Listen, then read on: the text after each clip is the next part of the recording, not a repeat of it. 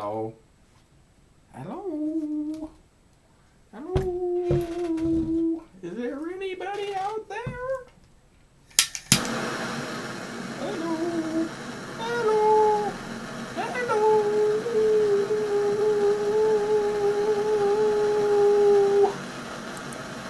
Hello? Hello? Hello? Hello? Hello? Hello? Hello? Hello? Hello? Hello? Hello? Hey, boo-boo. There is my beautiful baby. There's my beautiful baby. Let's see, what else is happening here? There's something else happening here. What's happening here? A lot of background noise. Trying to figure out where it's coming from. My torch? Oh, that's what it is. Okay, I thought one of the fans was on. Uh-oh. That's how fires get started. You drop your torch on the floor, and then next thing you know, everything's on fire. Let's see. What are you doing, boo-boo? Huh? What? What? What? Hey, what are you doing over there? I'd never leave the house. You know what I'm saying? Let's see. Where are we at here now? What were we doing something? What was I doing just a minute ago? I was like, oh, right, a bong hit. That's a good idea. Huh, boo. We love bong hits, huh, buddy? We made butter today, so I'm a little bit, loopy. But this is your Wake and Bake News at 7 p.m., and I'm your host, Moxie. Thanks for tuning in. Follow me and do exactly as you see.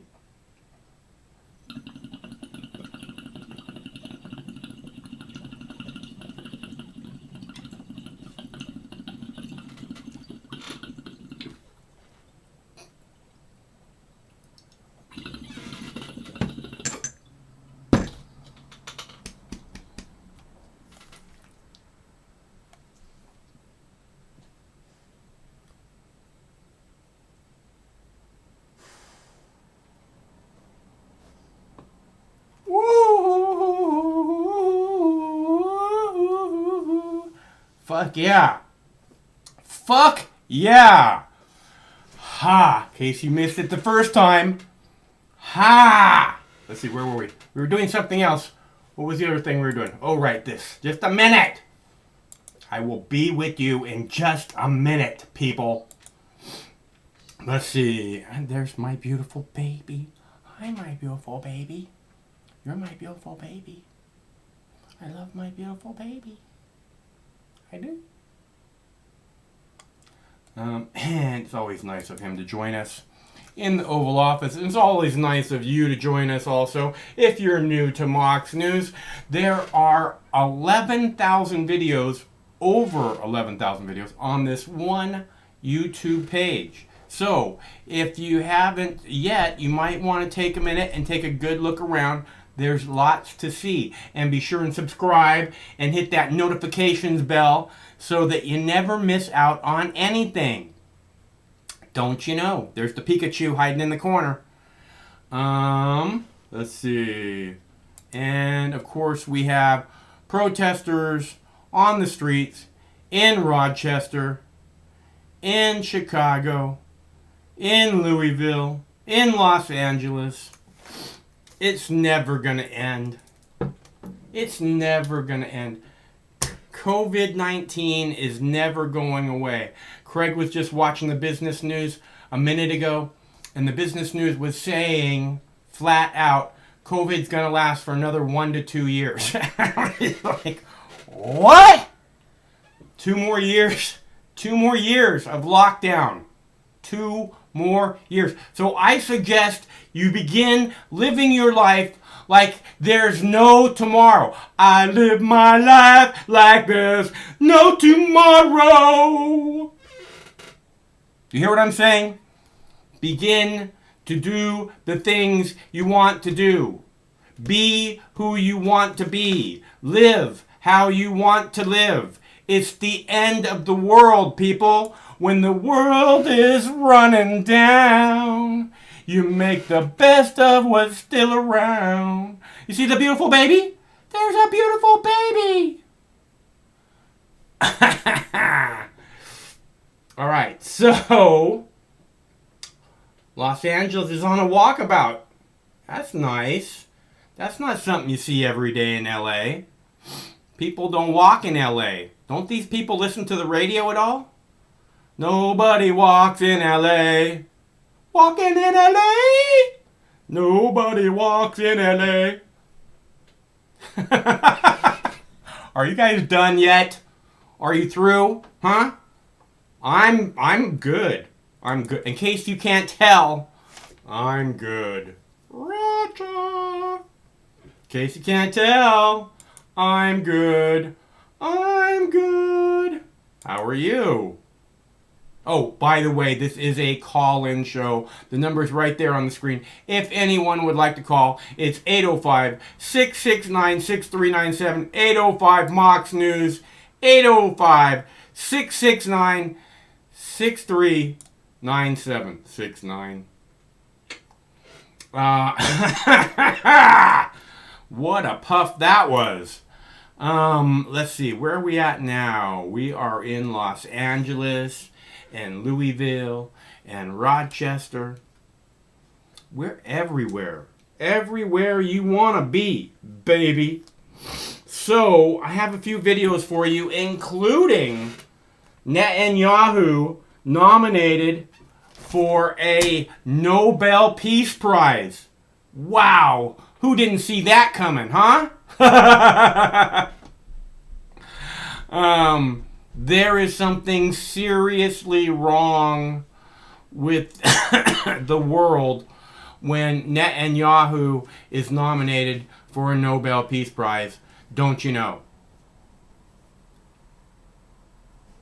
So, what? What? Put something up on the wall behind your plant so you have a little contrast. Oh, I see. Because the green looks so Won't weird on it. that show up on the green screen when we do the? You'll be off to the side of it. Okay. So we'll just use the black Mox News shirt. Okay. That'll look cool. Here, Okay. bring Are it you up sure? for half a second. Are you sure? Yeah, bring it up for half a second. Okay.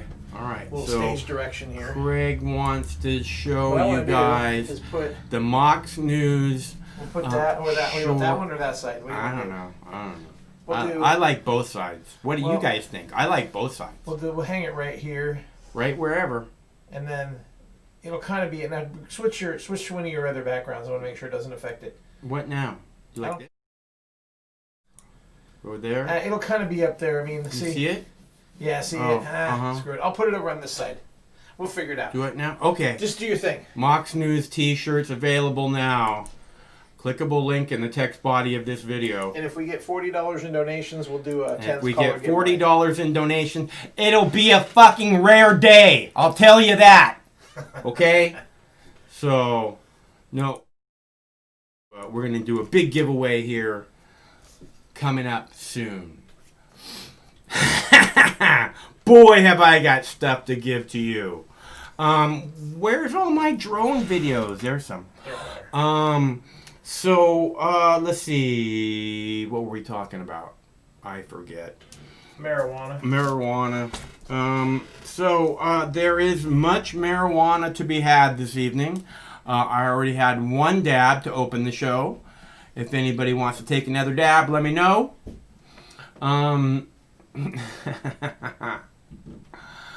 Let's see. Go to the plant can for a minute. Just for a minute.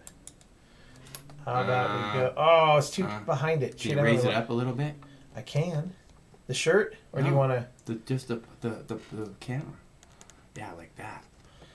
Like that. Well, we there, kind of that got looks good. the That plant looks in the good. back, and at least it lets you have some Yeah. contrast. That looks And then good. if the plant gets moved, Mox News. There you go. Lift it up. Ah, she smells so good. Yeah. All right, That looks back good. to the phones. We might be getting calls. Nobody's at the producer's desk. Phones are almost live. You show them your Don't letter call from, now. letter from Donald Trump Don't saying, call now. thank you guys for growing such amazing marijuana. Don't grow now. Right. Let's see. Grow marijuana. Everyone should grow marijuana. It's the truth. I'm just telling you guys the truth, okay? I'm not trying to be cool. I don't know how to be cool with my little baby marijuana plant. I'm just telling you the truth. Everyone should be growing marijuana. You're not eating enough marijuana. How many times do I have to tell you people, you're not eating enough fucking marijuana?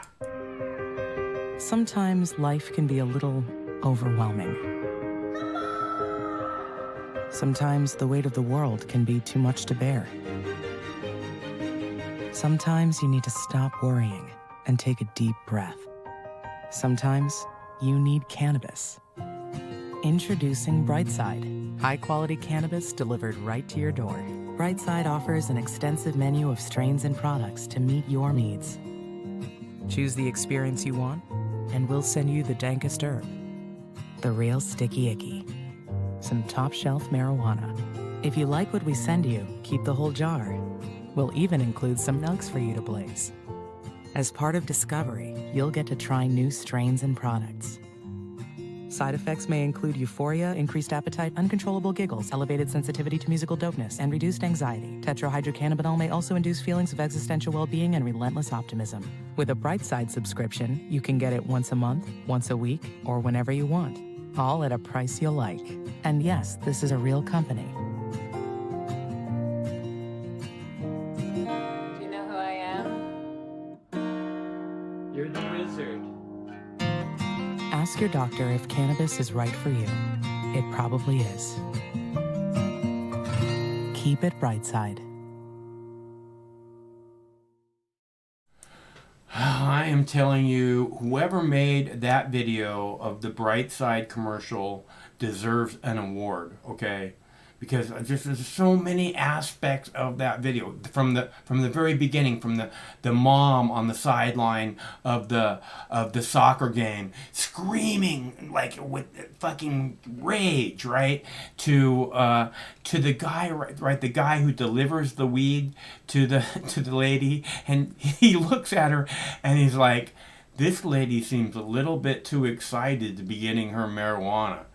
But if you think about it, it's, he's a young guy, maybe in his early 20s, right? He's a young guy. He doesn't know the aches and pains of life. He doesn't really know all the tribulations of, having to deal with the rat race and all of that. And here these people are in the prime of life, and they're just trying to enjoy their world. And it is such a good commercial. I love that commercial. It's like a little mini movie. And I especially love the woman at the end enjoying her juice box in the park so much. It's just such a beautiful thing. It is fucking great video. And I'm going to play it again and again and again. You can count on it. So, but I have a bunch of other videos. I have tons of other videos. But that's not what this is about, is it? It's a call-in show. It doesn't say on the screen up there, videos coming soon. It says, call now. Can you read? Speak it English? Okay, so I don't even know where to begin with you people. So we'll just get right to the... we'll just get right to the part where I throw pies at you. How about Pacific Northwest air quality? How about that? We'll start there. Is that what you want from me? Just want me to start playing videos? You got it. I'm playing videos. Here we go. All right, taking another live look outside from our stadium camera. There's been some improvement from this haze, but pretty much it's been a haze of smoke for over a week now. And tonight we're getting some expert answers on the health questions you may have about this strange stretch we are enduring. Here's Q13's Allie Bradley with Healthy Living. So as wildfire smoke fills western Washington, we wanted to speak to an expert about how your health is being impacted here and the best ways to stay safe. So Dr. Stephen Morris, he's with UW Medicine, joining us this morning for our Healthy Living segment. Stephen, thank you so much for being with us. Thank you for having me, Allie. So obviously this is a huge, huge thing for us. We saw this a couple of years back as well, but not to this extent. So first we asked viewers what some of their questions were, Dr. Morris, and one of the things that people were concerned about is allergies. So how does smoke from wildfires impact allergies, if at all? Well, smoke causes irritation and inflammation of the lungs. People with allergies, some of the symptoms that they have are from that same irritation and inflammation. So anything that makes that worse may worsen their symptoms. Okay, so a lot of people are also talking when I've gone out and, getting my morning coffee and things are saying, oh, well, at least we've got our masks on right now, so we're, safe from the smoke. But that's not necessarily the case, right? Everyone's wearing those cloth face coverings. So is this the best type of mask, or what kind of mask should we be looking for to protect us from this smoke?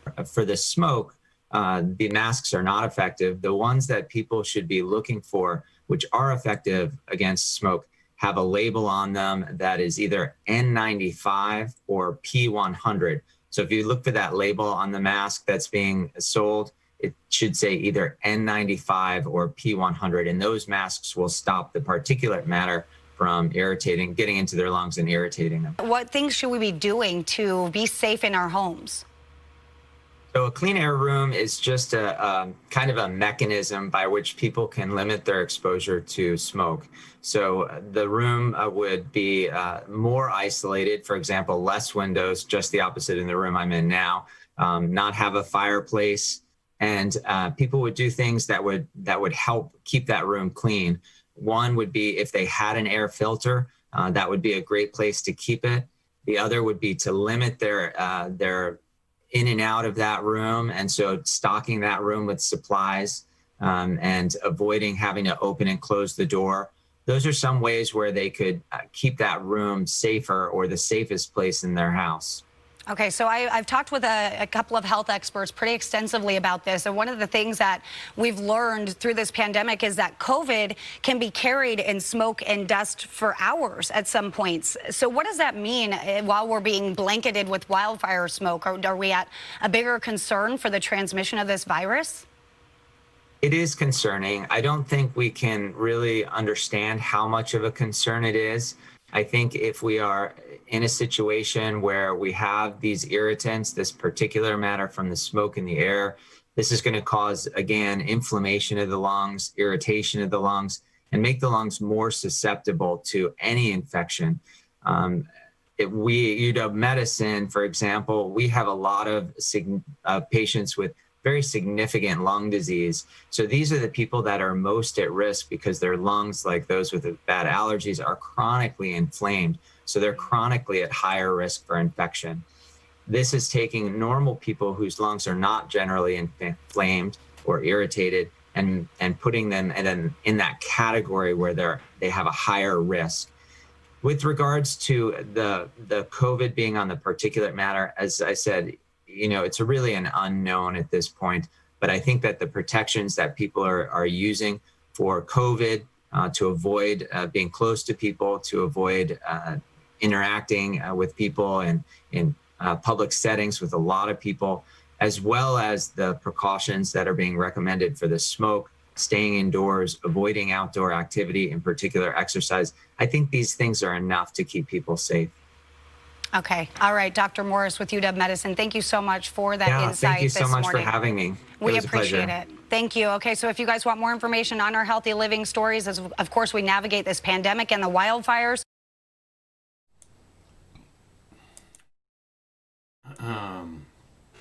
Marijuana, please. Yes, thank you. That girl is smoking. Oh my God.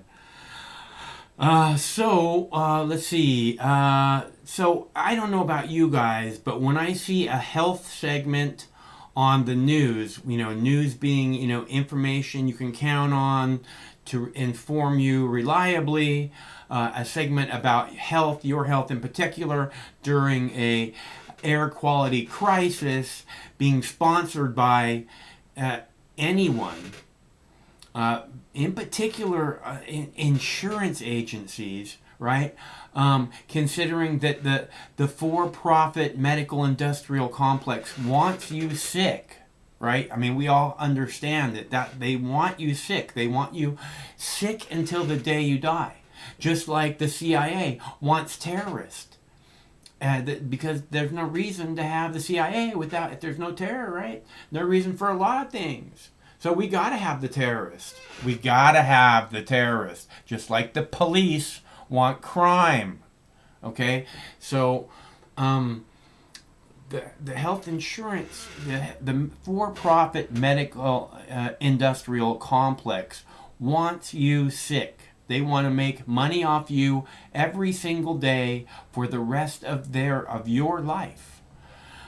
That's in my opinion their objective.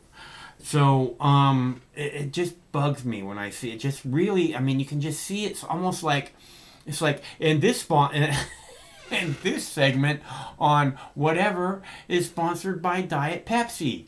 You know, I mean, it's just not, it's not cool, man. And I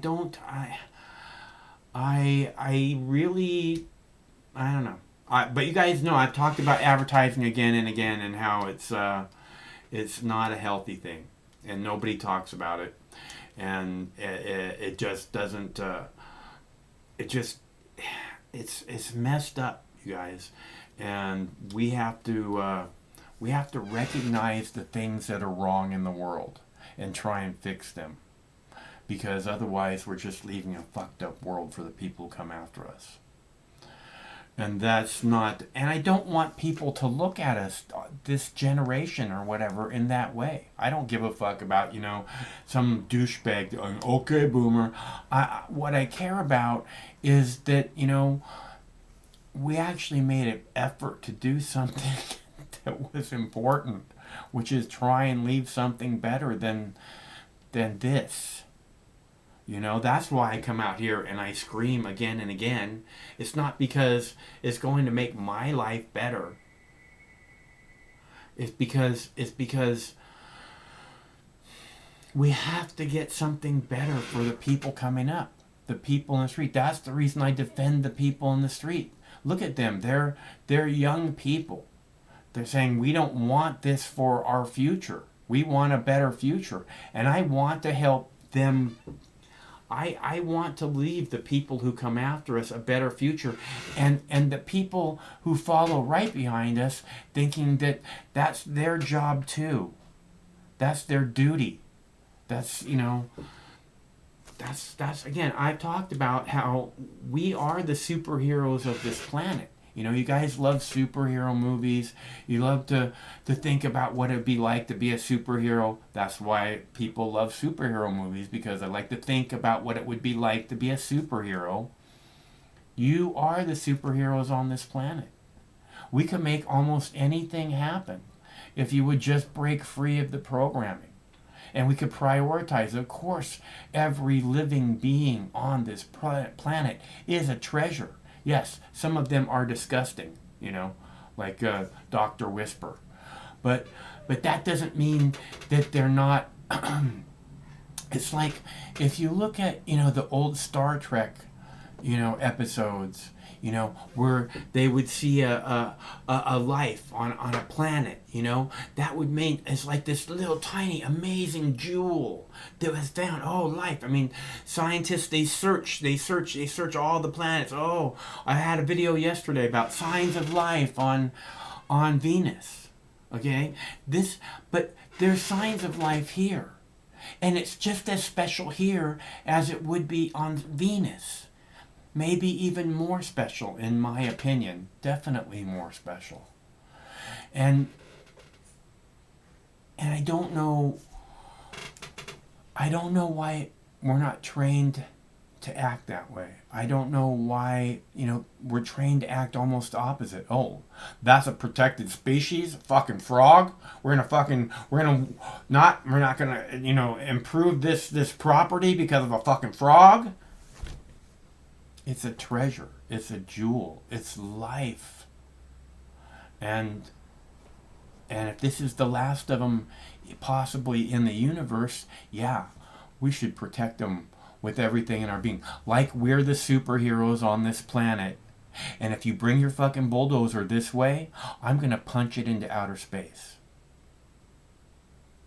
And for whatever reason, we're not taught to be that way. It seems incredibly short-sighted and very, very selfish. So all I'm saying is, you know, we could have the paradise that this planet's meant to be. We could have it. All we have to do is come together and say that's what we want. But instead, more than ever, gobbling up the programming of division, gobbling up the programming of fear, more than ever. And it's sad that it works so well. You know, it's not sad. It's kind of beyond sad. It's like disappointing. You know, it's like you have everything you need to see the obvious truth. You have everything you need. You have a functioning brain, an IQ more than your typical chimpanzee. So, you know, again, you're the big brain, upright, tippy, pointy tip of the spear of the food chain on this planet. There's nothing for you to be afraid of, and to be so divided, especially at this time when the whole planet teeters on the verge of a mass extinction, can only be planned. And you must snap out of it. You must snap out of the programming. You must snap out of the division. The division is meaningless. It's so meaningless. It's not going to add anything to anyone's life of value in the slightest little bit. And you gobble it up. Well, that being said, I go ahead and play another video for you. How about that? Netanyahu wins Nobel Prize. I know you guys are not wins. Nominated for a Nobel Prize. Hey, you want a sign that your planet's a fucked up place? A guy who eats babies like a vampire just got nominated for a Nobel Prize. Check it out. Back to our top story now. Benjamin Netanyahu is back in Israel after sharing the world stage with the US president and the foreign ministers of the UAE and Bahrain at the signing of the Abraham Accords. Now, as the UAE foreign minister Abdullah bin Zayed Al Nahyan was delivering his address in Washington, rockets were fired from the Gaza Strip into the southern city of Ashdod, and a second larger wave of rockets was fired into Israel in the early hours of Wednesday. The IDF retaliating overnight. Defense correspondent Jonathan Regev has more. 13 rockets fired from Gaza, one Israeli seriously injured, and the IDF striking back at the Gaza Strip all in one night, indicating that as historic as the signing of the peace accords between Israel and the United Arab Emirates and Bahrain may be, the real problems are here on the ground, and they're not going anywhere. It was probably not by chance that the first rockets landed just as the ceremony in Washington was getting underway. I'm not surprised that the Palestinian terrorists fired at Israel at the time of the historic ceremony. They want to set peace back, but they will not succeed. One rocket was intercepted over the city of Ashkelon, but another landed in the city of Ashdod, some 20 miles north of the Gaza border, injuring several people, one of them seriously. Several hours later, more rockets were fired towards the city of Sderot, and Israel hit back against Hamas targets. We will strike anyone who puts out their hand to hurt us, and we will extend our hand in peace to all of those who seek peace with us. With the Jewish New Year just 2 days away, and with a looming economic and health crisis, a prolonged military operation is the last thing on the Israeli agenda at the moment. All too often, it seems such decisions are really taken in Gaza and not in Jerusalem. And now for the latest, we cross to our Middle East correspondent, Emily Rose, and she's on the Israel-Gaza border. So, Emily, the defense minister and alternate Prime Minister Benny Gantz has a strong message following the rocket launches overnight. What kind of response is expected out of Israel if these kinds of attacks continue? Yes, Gantz surveyed the region. He met with the head of Southern Command here in the region, and he had a few words for the opposition on the other side. So take a listen to what he said. As the state of Israel moves towards a safer and better future, the leadership of Hamas abandons the future of the children of Gaza and brings disaster upon them. I demand of Hamas to ensure and maintain calm. If the rocket fire continues, last night's reactions will be just the tip of the iceberg. And Emily, given this kind of message, are residents in the region worried about a further escalation? What are you hearing there? Well, it looks as though for now it seems like the dust has settled, at least for this evening. But residents here really are wary. This is a volatile border. We're just a few weeks away from a ceasefire that was negotiated between both sides. And that fear always lingers here that the next round is just around the corner. That's part of the strategy even by Hamas to leave the other side guessing. So could be here that they're still fearing when will be the next round, when will they face another night of running to bomb shelters for fear for their lives. It could be weeks, it could be months, they don't know.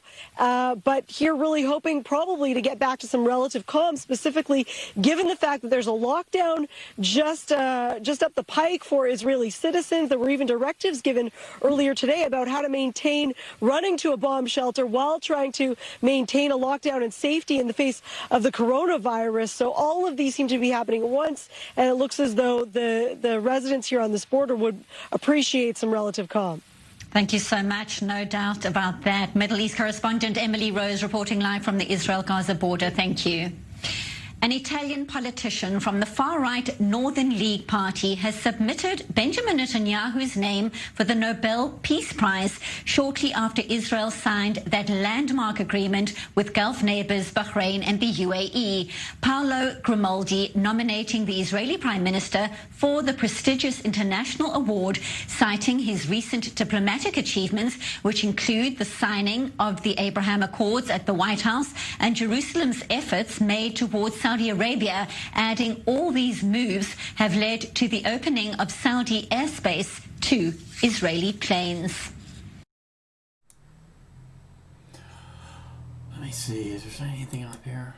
There's some people here, if you guys want to see the protest. Still going on every day for a long time now. What we got, 6 months? Must be getting close to 120 days. I guess that'd be 4 months, huh? Real close to 120 days. Let's see, what all do we got going on here? Lots of people in the streets, people. LA, Chicago, Louisville, Rochester. This thing is happening. Let's see, what else do we have here? I have videos about the Breonna Taylor settlement and what the family wants now. 6 months later, after nobody's been fired from the police force or anything. Let's see. And I have a video about the Daniel Perdue killing. He was the gentleman in Rochester who the police put a bag over his head and then, killed him. Apparently, they after the fact, after he died, they went back and they altered the documents, what it said from, what it originally said to what they wanted it to say after he died. So, these are the kind of cops that we're dealing with. This is the problem. It's as if the rules don't apply to the police. We thought we could change that without a problem. I don't know what the fuck they're thinking. But it's like the rules don't apply to them, and that just doesn't work. That's just not going to work for any of us anymore. It's certainly not going to work for these people in the street. And I don't know why it would work for anyone. With people, we always say, these people should be held to a higher standard, right? I mean, that's the kind of thing that we're taught in school, is that if somebody's put in a position of power, then you hold that person to a higher standard. You know, we expect more of you because you have this power that has been given you, this authority to go out and do things that the normal people don't have. They don't have that power. They don't have that authority.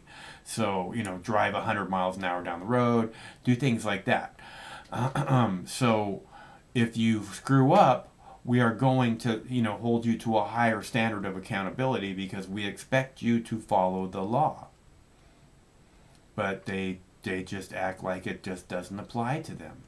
And that's because they're never held to a higher standard. Never are they held to a higher standard. Maybe they're held to the most basic standard, maybe just recently, but held to a higher standard, a politician, a judge, a cop, never held to a higher standard. That doesn't happen.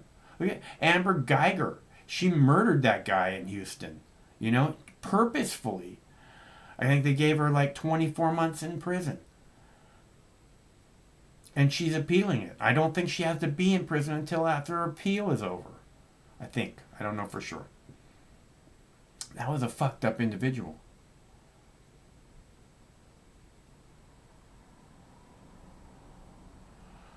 Lack unity.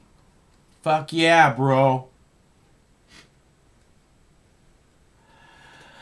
All right, let's see. What else do we have here? I have more videos. I'm going to play more videos. You guys asking for it. You guys are just asking for it. Okay, so yesterday I played a video about a health official, government health official that was saying that CDC scientists were, what do you say, committing acts of sedition.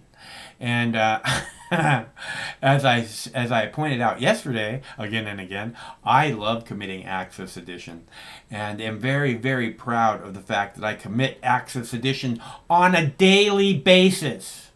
So we're clear with what it is I do and what it is I've done for a long, long time.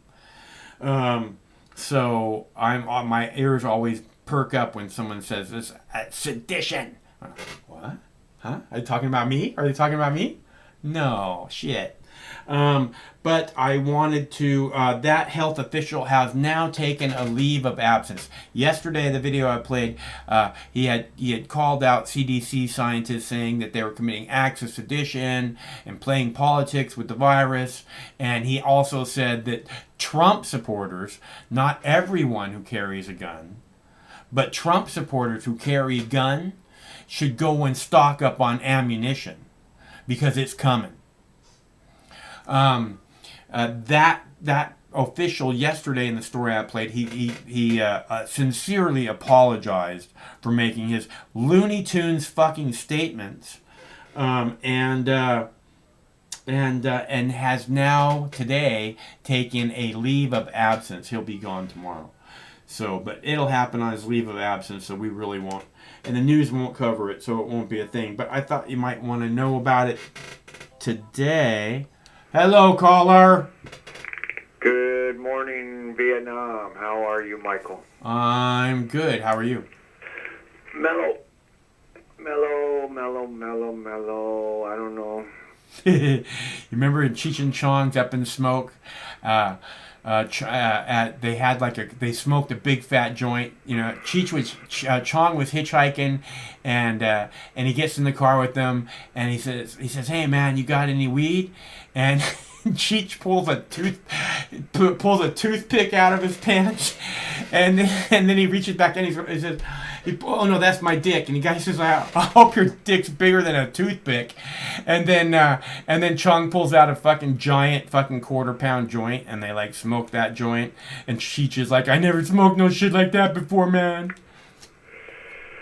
Yeah, isn't it weird that was probably 1972 or something like that when Cheech and Chong were really popular, and if you examine it from a sociological perspective, weed was popular but totally illegal, right? Mm-hmm. So weed was already completely popular in the subculture or the normal people that were young and growing up, and way into the 60s, Bob Dylan turned on I think he turned the Beatles onto weed, you know, in the 60s. And well, there was all kinds of hipsters in the 50s and shit, too. I mean, you know, everybody was like cool, baby, in the 50s, you know? Yeah, the beatniks, that's where the beatniks and the hipsters were really into weed, and it was totally illegal. And here we are, let's just say 63. It was very common in 63. So 73, 83, 73, 83, 93, 2003, 2013. 50, almost 60 years later, they're still trying to disparage the use of this plant that has been used for thousands and thousands of years. And the culture, the ruling class, they say, oh, there's something wrong with weed. And every politician we've ever known since we were little babies, it gives the nudge, nudge, and the wink, wink to marijuana and cocaine and hookers, you know. Yeah. And it's like, I mean, it's total hypocrisy. You know, everybody smokes weed, and if they don't, they should. And it's not really a big deal, and it should just be completely legalized. And Cheech and Chong is a proof of that, because even back in 1970, 1972, it was just a mainstream of the culture. You know, I grew up with it. My parents were against it. And it's 2020. The world's going crazy. And I bet the only thing keeping some people sane is a little bit of weed, you know, while the lockdown and the New World Order is doing its thing, you know. I mean, we really should stand up and fight this New World Order, because, you know, you can't even call it anything but that now. It's so blatant and in your face that the New World Order has pulled out its second to last card in subjugating and imprisoning the population. And you see all the willing slaves around you with masks on, and they're self-enforcing, and they're nitpicking on each other and turning each other in, and they're calling the cops on the phone because some black guy told me to keep my dog on a leash. And, you know, it's like, fuck, what a bunch of slaves, willing slaves, traitors to humanity. This is the time to stand up, and this is the time to go into your grocery store, if you feel like it, without a mask, and be as polite as possible while you take tremendous amounts of shit, and maybe even the cops will be called on you. I mean, now's the time. The time is now, to quote Robert Plant, you know. Yeah. Well, the reason I brought up Cheech and Chong was you were like, mellow, mellow. And that song, and that, right, that's when they first meet, and when you first really see them, they're like, right, he picks them up hitchhiking, and he smokes a joint, they smoke a quarter-pound joint, and he's like, and then they crash. And he's like, oh, I never smoked no shit like that before, man. Never smoked no shit before. And he's like, mellow, mellow. And then he goes, here, take some of these. And he gives him a handful of LSD, and he says, oh no, don't take that. And then he said, I already took it. He said, well, where I live, you know, I live in the most New Age city on earth. This is where Krishnamurti came, and this is where he set up schools and the foundations and lived and died, and Annie Besant and all the theosophists and all the people that funded him, and you know, why am I talking about the New Age? Oh, the New Age people here, I've noticed for the last 20 years, it's like,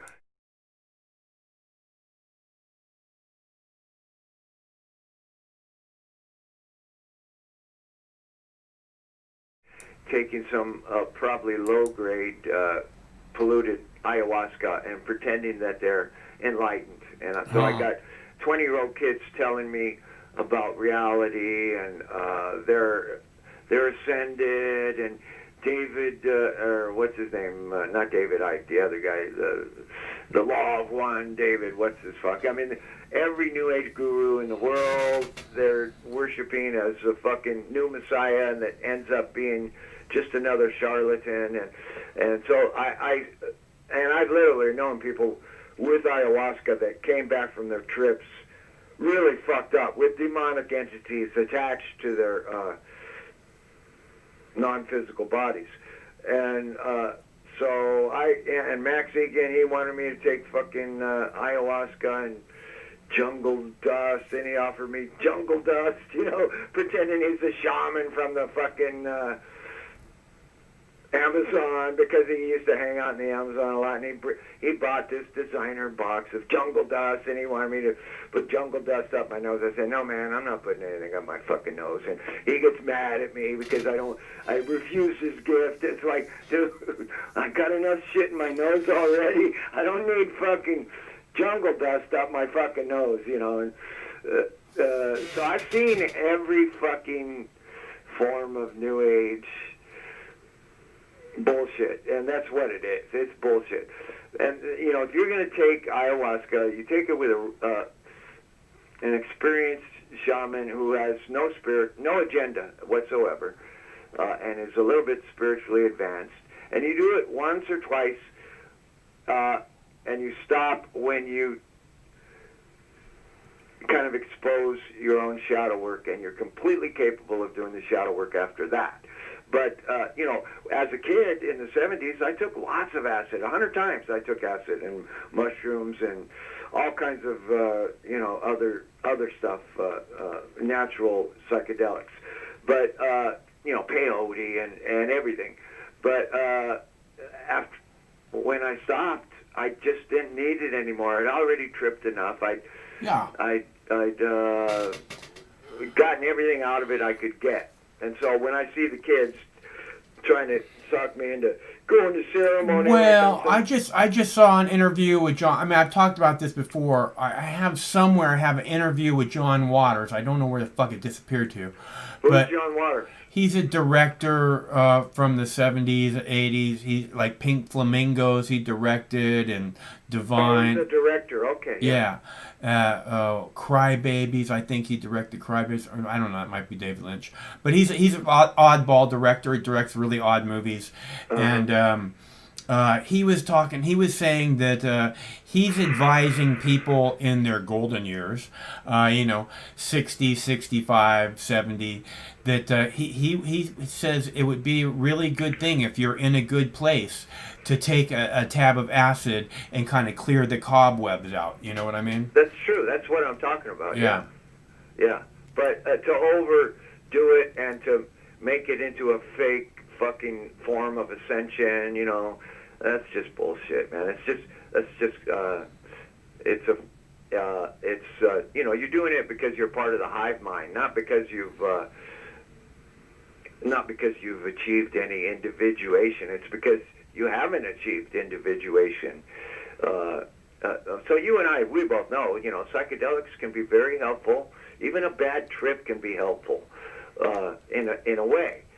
But to overuse and to rely on psychedelics of any kind to reach a higher state of awareness, well, a lot of times you're so fucked up in the head you're not aware at all. So there has to be a good balance between everyday common sense, on the ground living, you know, where you're doing work and you're grounded, and I'm pounding these nails, or I'm digging this dirt, or I'm paying my bills, I got a job, and I'm just a normal person, and you balance that with whatever psychedelic trips that you happen to encounter during the course of your life. But it's important to be in a proper frame of mind. You don't want to be like all depressed, I don't think, and do LSD or...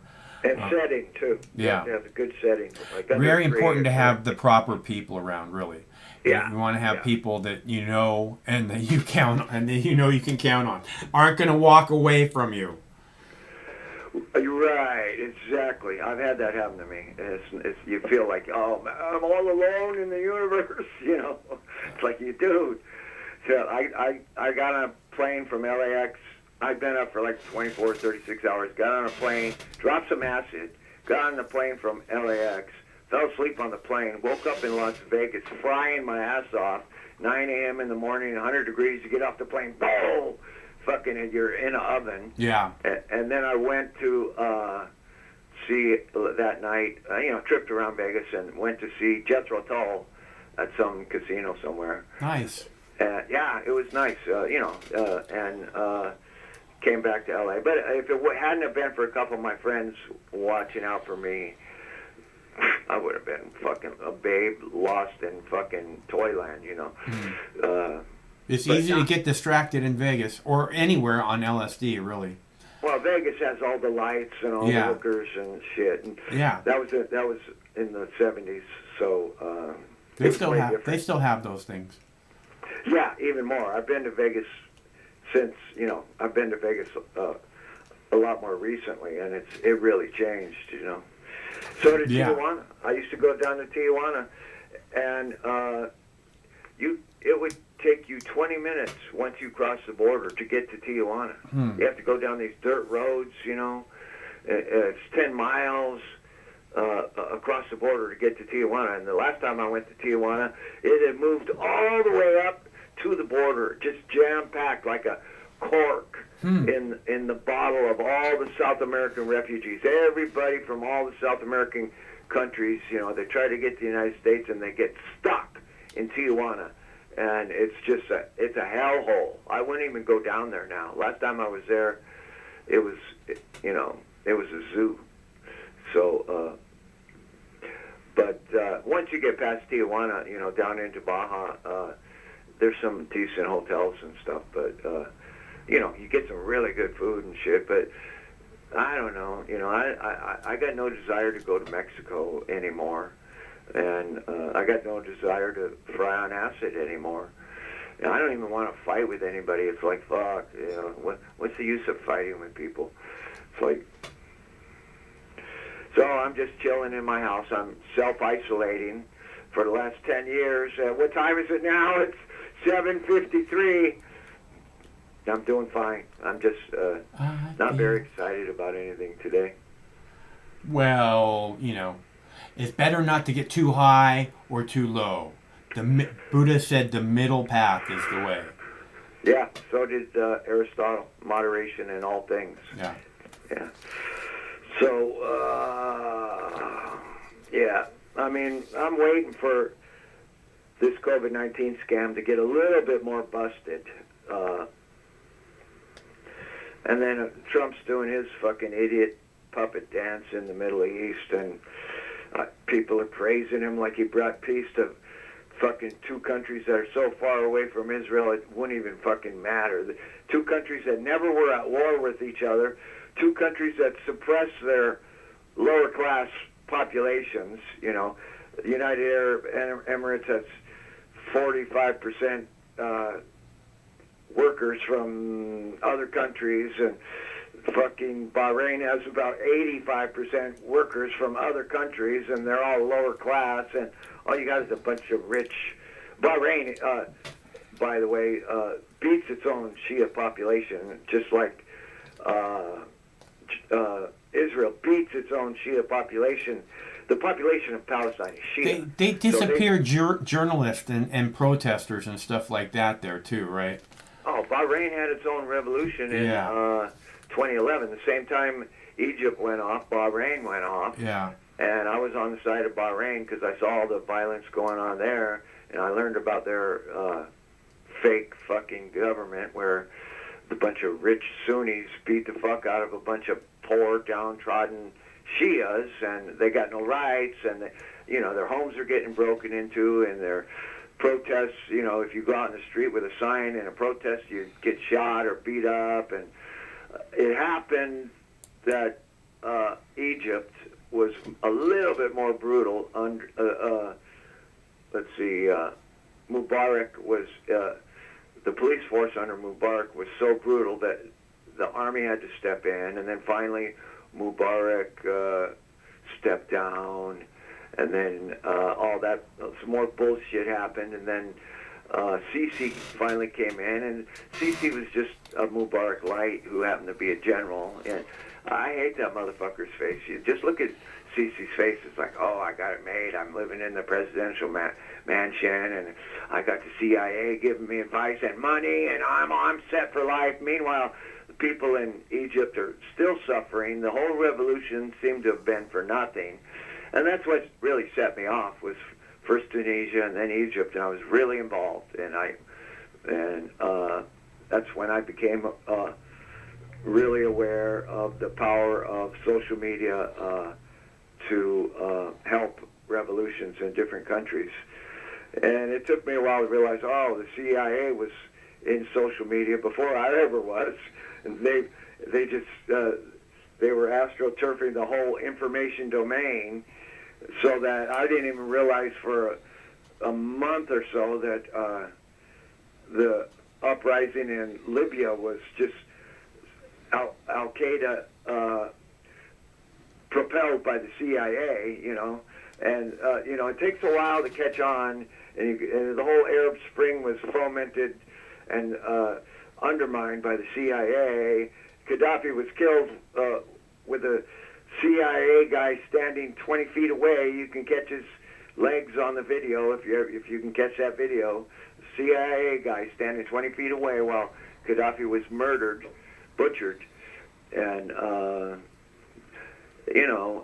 here we are with the COVID-19. It's the same forces trying to subjugate the people, and now it's worldwide. And so we don't have to go crazy. We don't have to be afraid. We just really need to stay calm and stand up and speak the truth. And come what may, man, it's now or never. Now's the time. The time is now. So I don't know what I'm going to do. I'm still mulling over my experiences of the past few days, and I don't know. I say now's the time, and now the time is now. But what am I doing in my own town? Have I stood up yet? Have I risked arrest yet? No. Have I ever walked into a place without a mask? Look, man. Look. But here's the deal. Those people are afraid. Okay, you know that they're afraid. They're not going to do anything bold, and anything bold makes them, any kind of bold actions from someone else is going to make them more afraid. So just understand that they're afraid, and be glad that that's not how you have to live your life, because that's how they live their whole life. It's not a new thing with COVID. It's just now it's a little bit more. It's just giving them something more intense to be afraid of, Yeah. And then there's this thing where there's this hive mentality, Right. Everybody's afraid, so I should be afraid too. Everybody's agitated, so I should be agitated too. It's not even a thought process that goes into it. It's just kind of an automatic response. Well, you're kind of leading by example, even though you're not out in the protest and you're not going into a store and getting a mask. You're doing what you can do. I've been doing the same thing, what I can do. But what I'm saying is I'm feeling like what I've been doing all these years, a dozen years, amounts to nothing, because it's just fucking, except for Occupy Wall Street, it's all on the internet. It's just talk. I was on the ground in Occupy Wall Street, and I felt like I was doing something, even though it was a clown show. Now, We were doing something. We were doing something. We were resisting. We were standing up to the powers that be, and we were making clear that this government is an out-of-control police state. And every day of Occupy, it became clearer and clearer to anyone that's watching. The difference between Occupy and the Tahrir Square revolution was, in Tahrir Square, you had 100 people with brooms and dustpans cleaning up the mess and keeping the place clean as a sign, and that was a sign that said, those actions said, I care about my country. I'm not here to destroy my country. We're even going to clean up our own mess. We only want to change this corrupt system.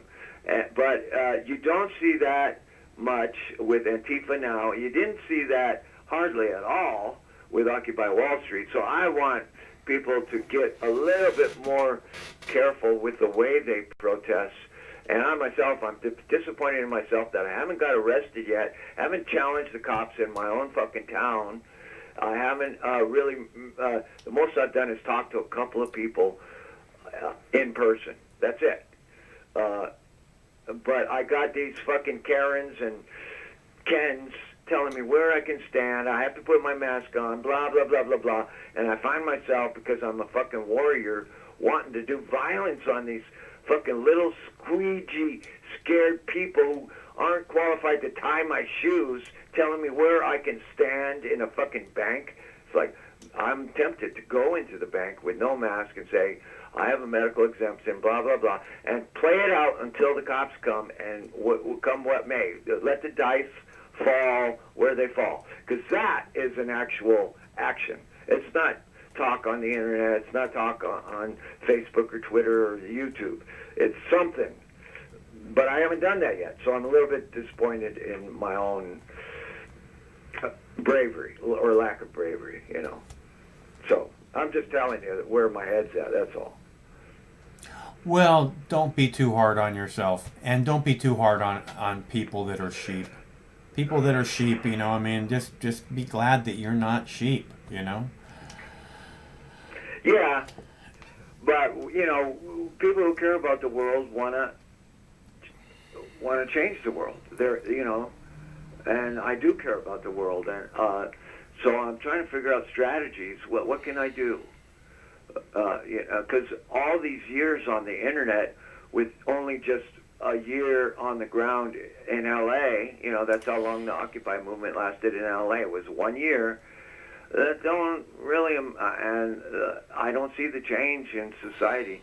I think it just happens so slow, and we're fighting such an entrenched machine that it's a multi-generational fight. And most people give up. All those goddamn hippies in the 60s and 70s became yuppies, and they're your fucking landlords now renting to you. You know, they've given up. They gave up. It's like, oh, I'll buy an electric car. That'll change the world. No, buying an electric car isn't going to change the world. You know, fucking. So it's a complex situation, but I think it actually begins with the interior dialogue of each and every person, and what do I believe in, what am I willing to do, and how do I stand up, and how do I contribute.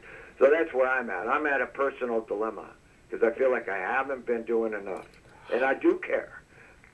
You know, so, and I know you care too, Michael, so you wouldn't be doing this if you didn't care, you know. You know, I'm just trying to do what I know how to do, you know, and if this doesn't work out, I will do something else that I know how to do, and see if that works better. That's all you can do. Just march or die. Keep moving forward, man. Yeah, so that's what I'm doing. I'm thinking about doing the boogie woogie while I march. I'm thinking about going into the bank without a mask, or going into the hardware store without a mask, and let's see what kind of effect that would have, because everybody's talking about this and talking about that, but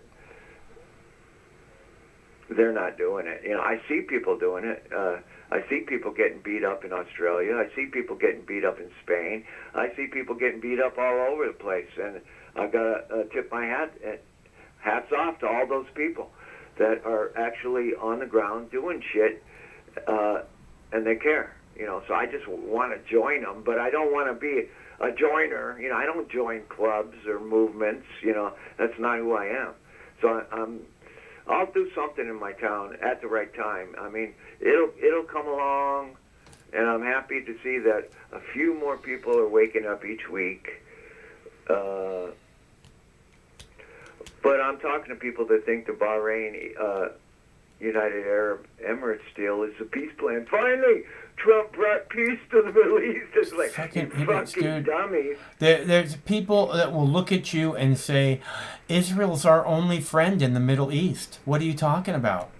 Oh, I know. I've got called an anti-Semite this week. I have people threaten me, and usually I threaten them right back and then get kicked off of whatever Facebook page I was on. But this time, I eliminated a couple posts and quit the Facebook group on my own because I don't need to deal with dumb fucking Zionists giving me a fake history of the Middle East when I'm a goddamn getting close to being a Middle East scholar, you know.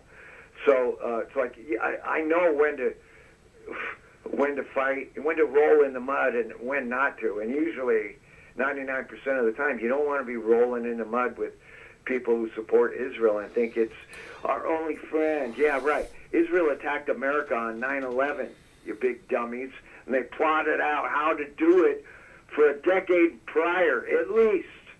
And then they did it.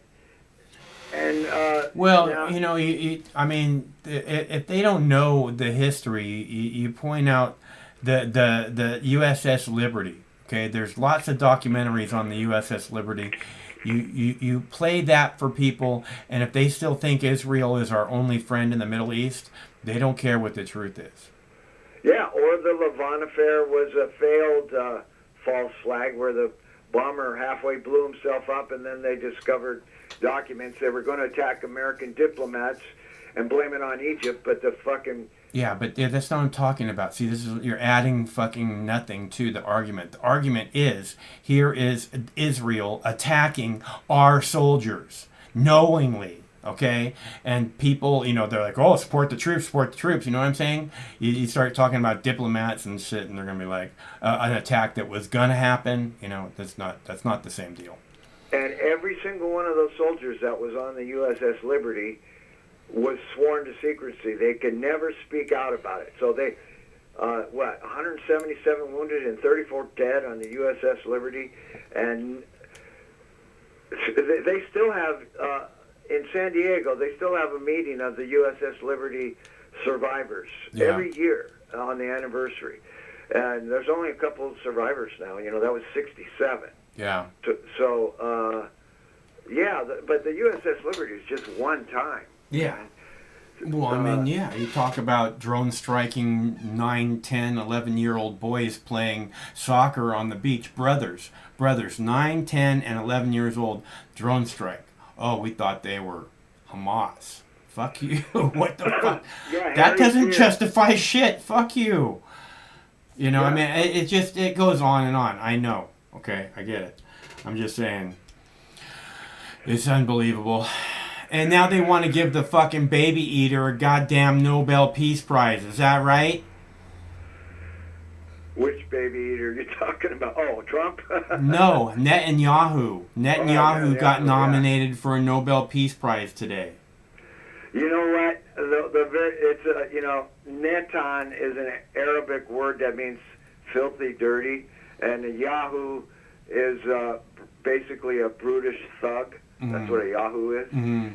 So Netanyahu means a filthy, dirty, brutish thug. That's what his name means. If you want to get like etymological about it, but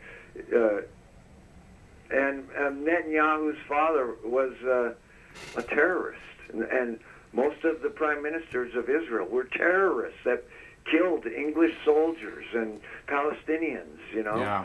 And the whole Likud party, which didn't come into power until 1977, when they came to power, half of the population of Israel was shocked because they said, "Oh no, the terrorists have come to power." Yeah. And now Likud is like, that's the center of Israeli politics. There's people even worse than Likud that are worse than Netanyahu. They would nuke Gaza tomorrow if they ever got power, you know. So and this whole Bahrain UAE deal, if you think it has nothing to do with the Temple Rock, it does. They want to tear down Al-Aqsa Mosque and build the third temple. Oh, I know. They want to just bulldoze Gaza into the ocean too. It's once they get look at what do they need those people support for anymore? Once they already have signed a peace deal. Oh, we had a peace deal. You know, I mean, it's, the Gazans. I mean, that was like the only fucking chip left in their peace hope for peace at all. You know, is that they had a few countries supporting them. Well, you know, my instincts.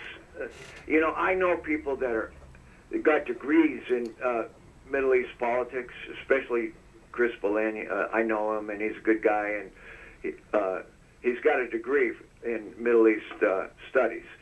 So he knows way more than I do.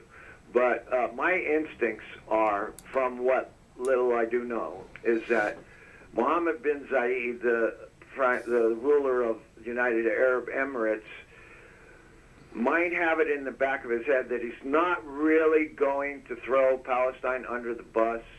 I'll take my F-35 jets and I'll sign this deal, but when the shit really has to come down, I might support the Palestinian cause. So I haven't written him off altogether, because the reason that Bahrain and United Arab Emirates didn't sign this deal 10 years ago was because they're standing up for Palestine. And maybe they won't sell out.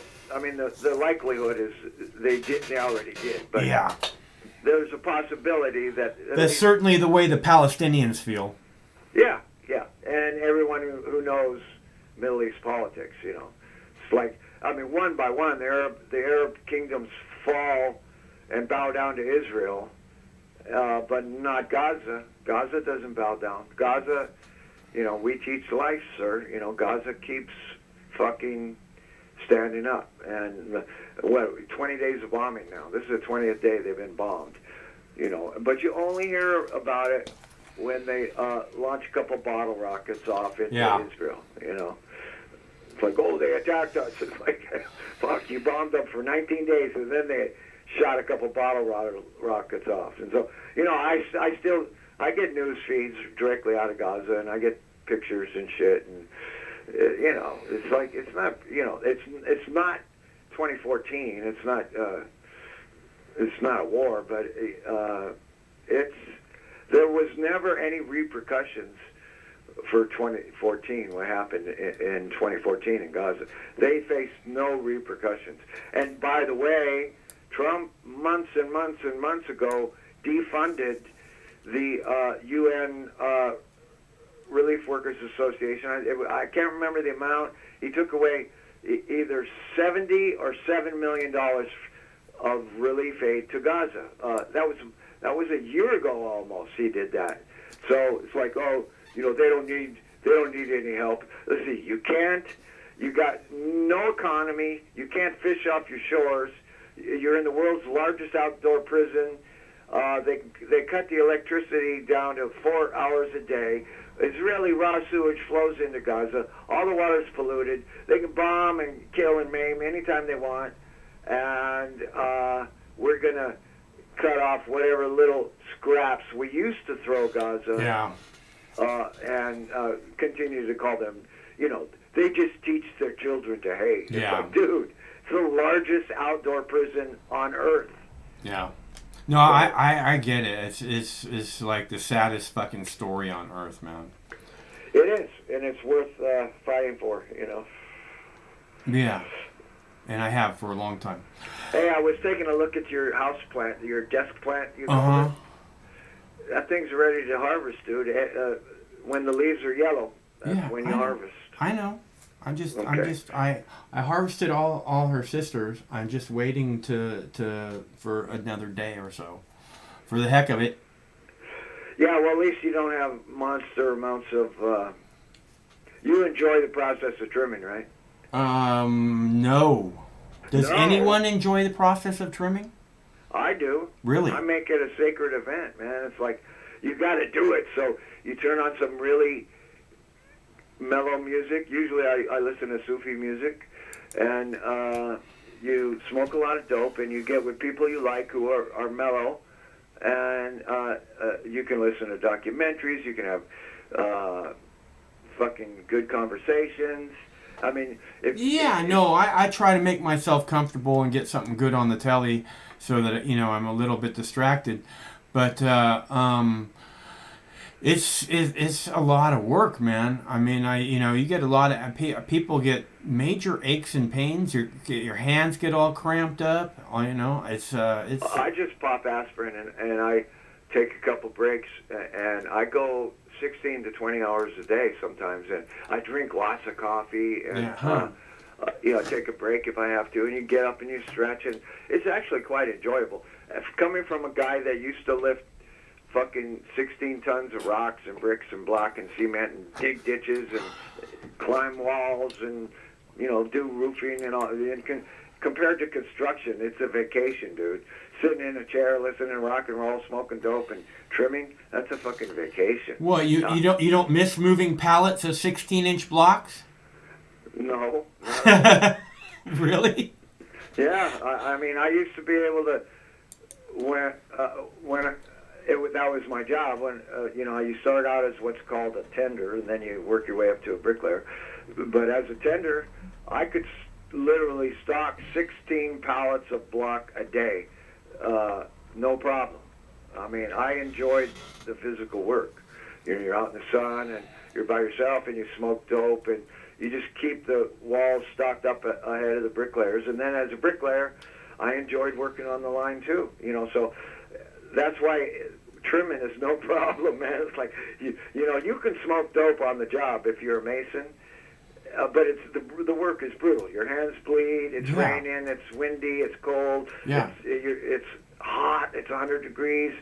It's brutal fucking work, and you end up feeling like a special soldier. Like fucking SEAL Team 6 or something at the end of a hard week. It's like there's nobody tougher than us. What do you use to get the finger hash off your fingers? Just the scissors. Oh. But actually, I go through so much stuff that I throw it away. I mean, I just want my fingers clean, man. I can't stand my hands being sticky. It's like a cat that has wet paws. I can't fucking stand that. Any kind of oil. You don't use alcohol. You use oil. It'll come right off with oil. You do it in the kitchen sink. Put some fucking corn oil and use your fingernails and scrape the shit. Will come right off. And then you use soap and clean your hands. Okay. But a lot of people, they think alcohol will take it off. Bullshit. Oil takes it off. The hand sanitizer works pretty good.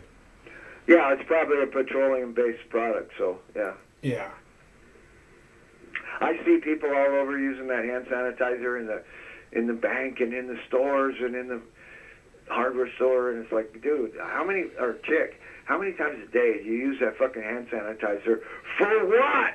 For fucking, because the man on the TV told me to use hand sanitizer 10 times a day for public safety. It's like, you're fucking crazy, man. I wash my hands every other day. That's it, I can't stand my hands being sticky, man.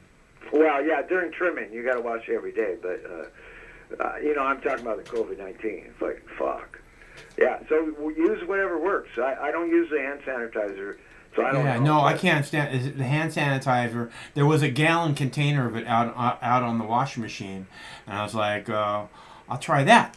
And it has like a fragrance in it, and I'm very anti-fragrance kind of guy. I can't stand fragrances. They just smell like chemicals that want to give me a fucking headache, They are. Yeah. They are chemicals, yeah. And I could smell the fucking hand sanitizer on my fucking hands for at least 24 hours, more than 24 hours. So I won't be using that again.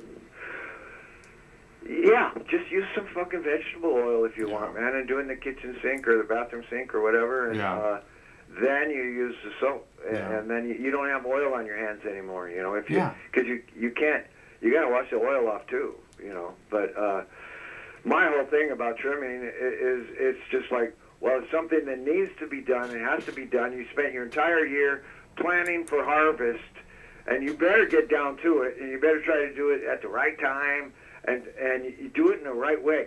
The worst thing in the world is getting stuck with a dumb fuck who won't shut his fucking mouth while he trims. He's driving you insane.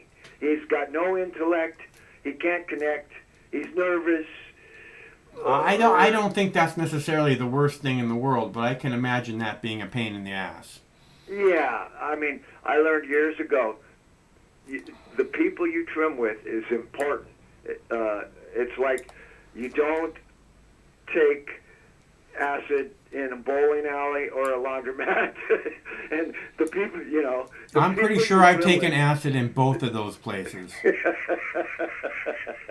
I don't know. I think the noises would have an effect on my psyche. I literally listen to a lot of documentaries and a lot of Sufi music and a lot of rock and roll concerts when I trim. And that keeps me... It's just trimming, man. It's like boom, boom, boom, boom. And people are amazed at how fast I can trim. And it's like, I watch everybody. I watch what they're doing. I say, you missed a spot. You did this. I'm not a little Hitler or nothing, but you got to teach people how to do it. To me, I can almost do it with my eyes shut, you know. And it's just something you got to do. So you might as well enjoy it. And if you're trimming with the wrong people, it's going to be like it's going to be like Chinese water torture. It's like, oh fuck, I'm stuck. No, it's just I think it's just a matter of I'm not used to doing something.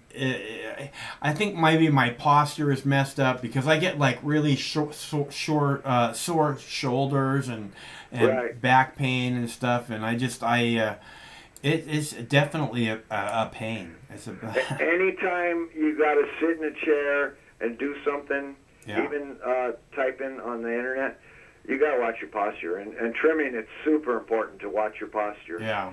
And, like sometimes I'll bend over and drop the buds right into a box. And sometimes I'll sit up and trim. And sometimes I'll take a 5-minute break. And it's like, there's you're not on the clock. There's no time limit. You just, it's like it's like a marathon. The trimming season is like a marathon, and you're going to have to get through it week after week after week of trimming. So you don't want to fucking torture yourself for the first week and burn yourself out because you got 2, 3, 4 or more weeks coming up. So it's like you pace yourself, and you stay awake, and you watch your posture, and you just keep doing it, and you fucking... every farmer knows that harvest season is both difficult and necessary. It doesn't matter if you're doing apples, squash, or marijuana. It's harvest season is harvest season, so. Yep. Yeah, I mean, it's just something. If you got to do it, just fucking take care of yourself. That's rule number one, because it's grueling. So that's where I'm at. I haven't harvested a single plant yet, so. Right on, you're not getting any, it gets moist here after about the 10th of September, man. It gets really moist and kind of cool here, so. Yeah, I'm just using... Next year I'm going to try and get some Canadian genetics outside. So they finish faster. They're supposed to finish in the snow. So let's see how that works out. Grape snow train. Yeah. Yeah, you might even want to prep for next year, making a little like a Quonset hut with plastic on it. Yeah, I keep thinking about I want to build a hoop house. Yeah, hoop house. Yeah.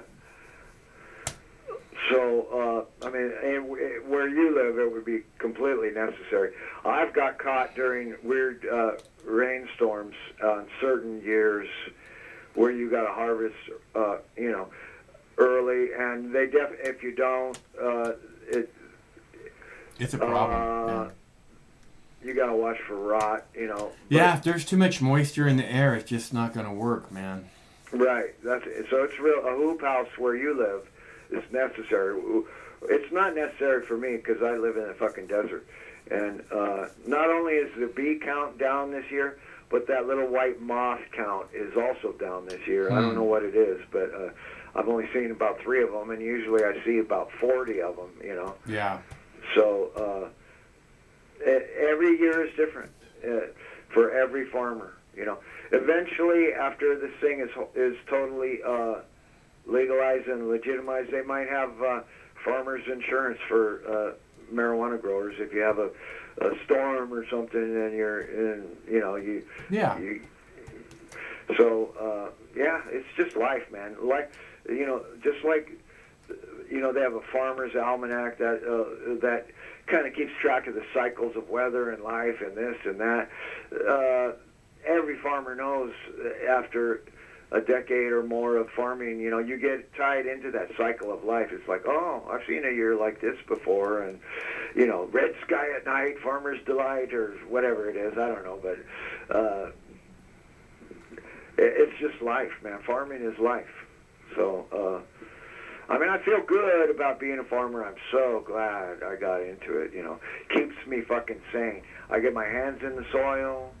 I get to walk through a jungle of potent fucking buds, and it's beautiful, and each plant is different. And for me, I've noticed this last couple of weeks, probably blue jays or other birds will land on the branches that I haven't tied up and break the branches, and then I got to tie them up. Usually, when you break a branch, if it's not all the way broken, you can tie it up, and it'll develop a bulge like a broken bone, a bulge, and that plant will give even more energy to that broken branch, and that branch will, after a week, will start. A lot of energy is going to that branch that was broken, no matter what altitude it is on the plant, because the highest altitude gets the most energy on the plant. That's why you bend your plants over and you get a sea of green, is to make your bud count more uniform. You're getting more bigger buds all over the place instead of your big giant buds on the top and little tiny buds on the bottom. So sea of green is the way to go. Bend them over, tie them over. And Chris is probably, I don't know about Chris, what that guy does, but he's probably seen that they put up some kind of netting and they tie their buds over.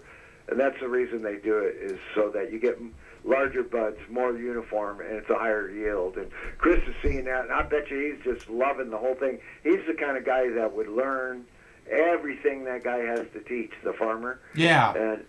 And he's just probably digging it. But I'm hoping, I'm not putting Chris down or nothing, but I thought I heard him say, if I was listening to him correctly, that some of the people he was trimming with weren't receptive to what he was saying. And it's like, that's nothing new, man. You're trimming with complete strangers, and some of them are going to be non-receptive to your vibration, And so I try to trim with musicians and mellow people, and my experience is beautiful if I do it right. It's hard, but it's beautiful. But you sitting in a room full of, tweakers or something is like painful. That's a painful experience. So I don't know. that is always going to be a painful experience. Yeah. All right. Hey, Michael, I got to take a break. Okay. Take care, brother. Okay. I'll talk to you soon. Okay. Bye. That's our buddy Michael from Southern California. And let's see. So, again, I was talking about how the CDC director from yesterday, I had a story, not CDC director, but the health official, government health official, was talking about CDC scientists committing acts of sedition and telling Trump voters they need to stock up on ammo. That person is now on a leave of absence after apologizing yesterday. And tonight, after that alarming rant by a top Trump official at the Department of Health and Human Services, he's now taking a leave of absence. It comes after he made allegations against scientists at the CDC and telling Trump supporters, if you carry guns, buy ammunition. He also said, my mental health is definitely failing. Here's our chief White House correspondent, Jonathan Karl. The embattled head of communications for the agency leading the Trump administration's response to coronavirus is taking a leave of absence, days after a bizarre Facebook rant where he urged Trump supporters to prepare for armed insurrection and talked about his own health problems. But my health is failing. My mental health is definitely failing. I don't like being alone in Washington. The shadows on the ceiling in my apartment, there alone, those shadows are so long. The video, which was posted on Facebook on Sunday, had been deleted and was obtained today by Yahoo in the Buffalo News. In his rant, Michael Caputo, a longtime Trump loyalist, described several unfounded conspiracy theories, accusing scientists at the Centers for Disease Control of sedition. The partisan Democrats, the conjugal media, and the scientists, the deep state scientists, want America sick through November. He predicted a violent conclusion of the presidential election without providing evidence warning of left-wing hit squads. I mean, if you carry guns, buy ammunition, ladies and gentlemen, because it's going to be hard to get. And civil war. This is war. Joe Biden's not going to concede. When Joe Biden loses, they will try to steal it. A day after he posted that video on Facebook, HHS defended Caputo, calling him a critical, integral part of the president's coronavirus response. Caputo and his team had been under fire after reports they pressured scientists at the CDC to change their weekly reports on the pandemic to put them more in line with the president's message. Today, the head of the CDC, Dr. Robert Redfield, told Congress he was saddened by the accusations and declared them absolutely untrue. Redfield also insisted there has been no political interference with the CDC's weekly COVID-19 reports. At no time has the scientific integrity of the MMWR been compromised. Caputo recently had a potential cancer diagnosis. He put out a statement today saying he is taking time off to deal with that. In that statement, he made a point of thanking Dr. Fauci for conferring with his doctor about his condition. He said that he had learned a lot from the doctors on the coronavirus task force. And David, he added, sometimes we disagree, but we work in unity to defeat the virus, and we care for one another. David? All right, John Carl tonight. John, thank you. Okay, so I have a few more videos left for you guys. If anybody wants to call, the number is 805-669-6397.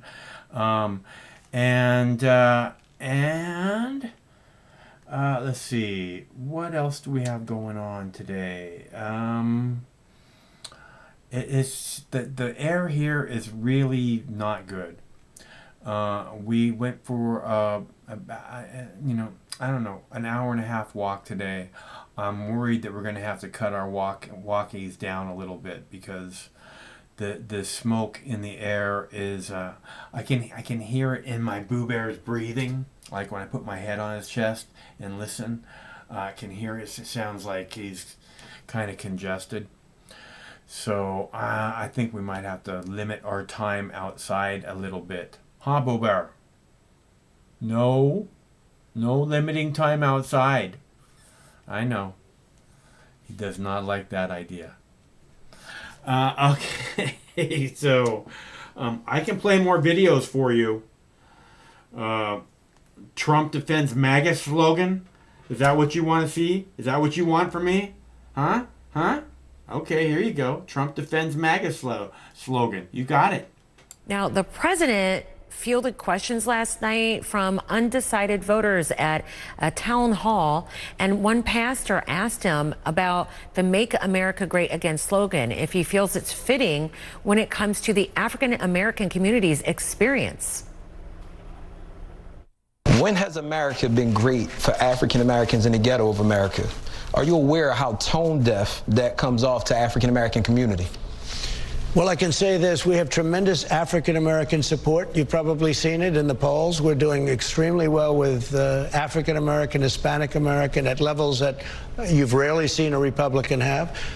If you talk about Make America Great, if you look at just prior to, and I'm talking about for the black community, you look just prior to this horrible situation coming in from China, when the virus came in, that was probably the highest point, home ownership for the black community. Home ownership, lower crime, the best jobs they've ever had, highest income, the best employment numbers they've ever had.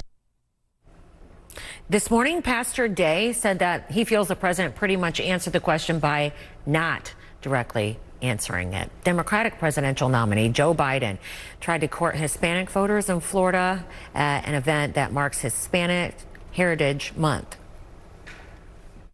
Donald Trump has failed the Hispanic community time and time again, and that's not a secret. Whether it's in his heinous act of separating children from their families at our border, or his repeated attacks on Dreamers, or his neglect of the people of Puerto Rico after Hurricane Maria, or his repeated failure to make sure essential workers have the personal protective equipment they need. Donald Trump has done nothing but assault the dignity of Hispanic families over and over and over and over again. You know, the polls show that Joe Biden has a double-digit lead among Hispanic voters, but that he's not doing as well in that same demo as Hillary Clinton was 4 years ago.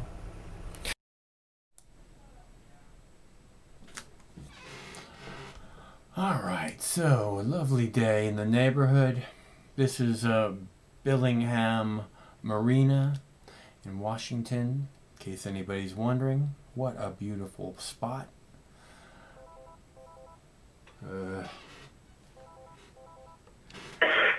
Hello, caller. Hey, Mike, what's up, man? It's Brandon, man. What's going on, brother? Hey, Brandon. Same old stuff. What about you? What's up with you? Well, I'm at a high note today. I was able to help one of my buddies that's a veteran do all his paperwork and submit a claim through VA that got accepted because of some illnesses and injuries that he received while he was in the military. So I'm proud of myself. Yeah, right on. That's really good. You should be proud. Yeah, man. But I was thinking about this. I think this came out the other day. I don't know if you talked about it yet. So I'm just kind of getting on your page. Did you talk anything about the $12 million settlement with the police in Louisville, Kentucky, with the black girl families? I played a video about that yesterday, and I have another one today that I haven't played yet. Yeah, you know, I'm amazed that if I lived in Louisville, Kentucky, I would be wanting them guys to be fired because not just the police officers, but everyone who had a decision, making authority, to the cops had to get permission. And I'm like, you just took $12 million away from schools and construction workers and, and people that got to fix the roads and stuff like that, man. That is ridiculous. That, like, I'm not just blaming like the cops. I'm blaming like how the process is and all those knuckleheads that made that stupid decision that led to the outcome.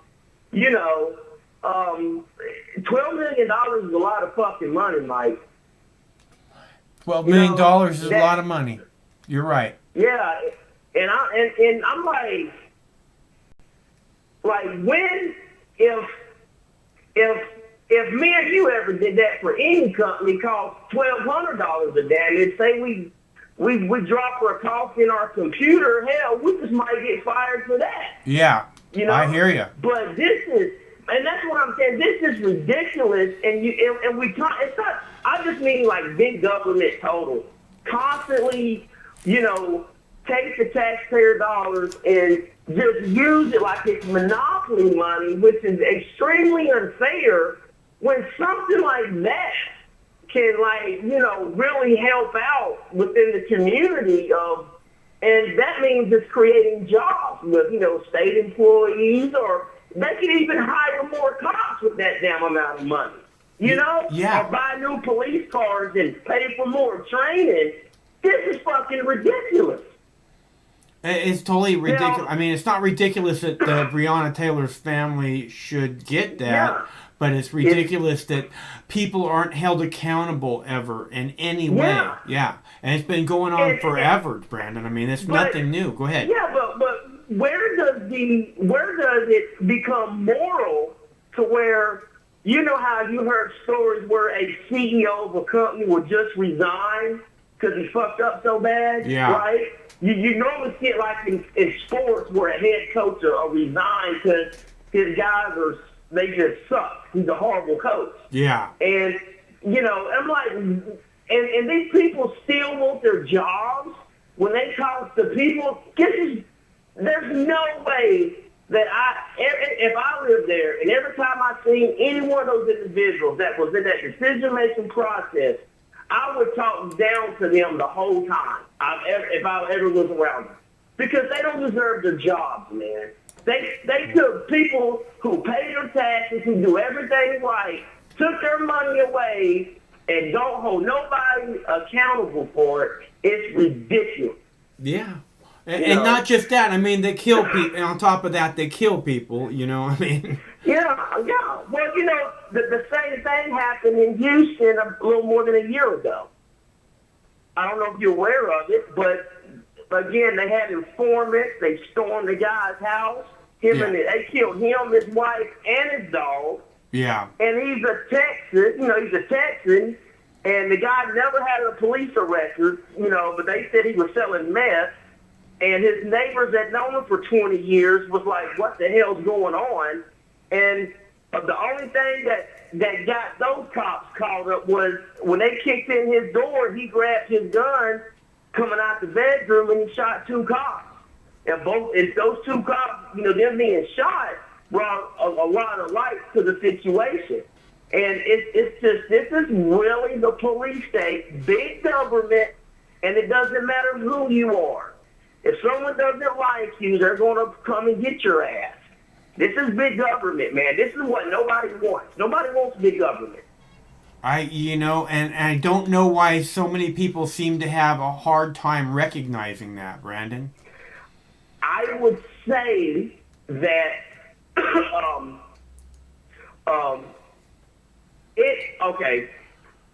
I don't want no one to be offended, but if you're offended, you can put it in the chat. We'll get the chat started, all right?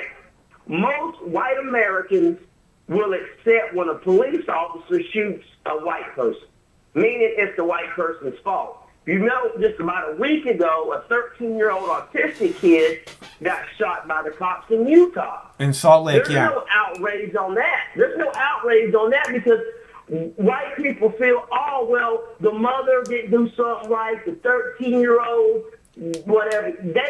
White people will accept it. Black people have been going through this shit for years, and they're fed the fuck up.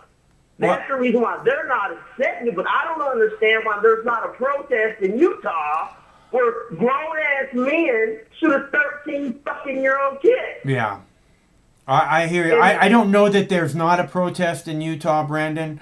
And also, part of the reason why that happens is because the media doesn't act like it's as big a deal when it's a white person, even though it's a 13-year-old. So the media doesn't do this job of hyping up the people, saying, "Oh, look, another black man killed by a white cop." You know what I mean? Yeah. It doesn't fit their narrative, so to speak. So it's really a part of the reason that you don't see it hyped up the way that you normally would, because again, it's not important to the media the way this other dialogue is.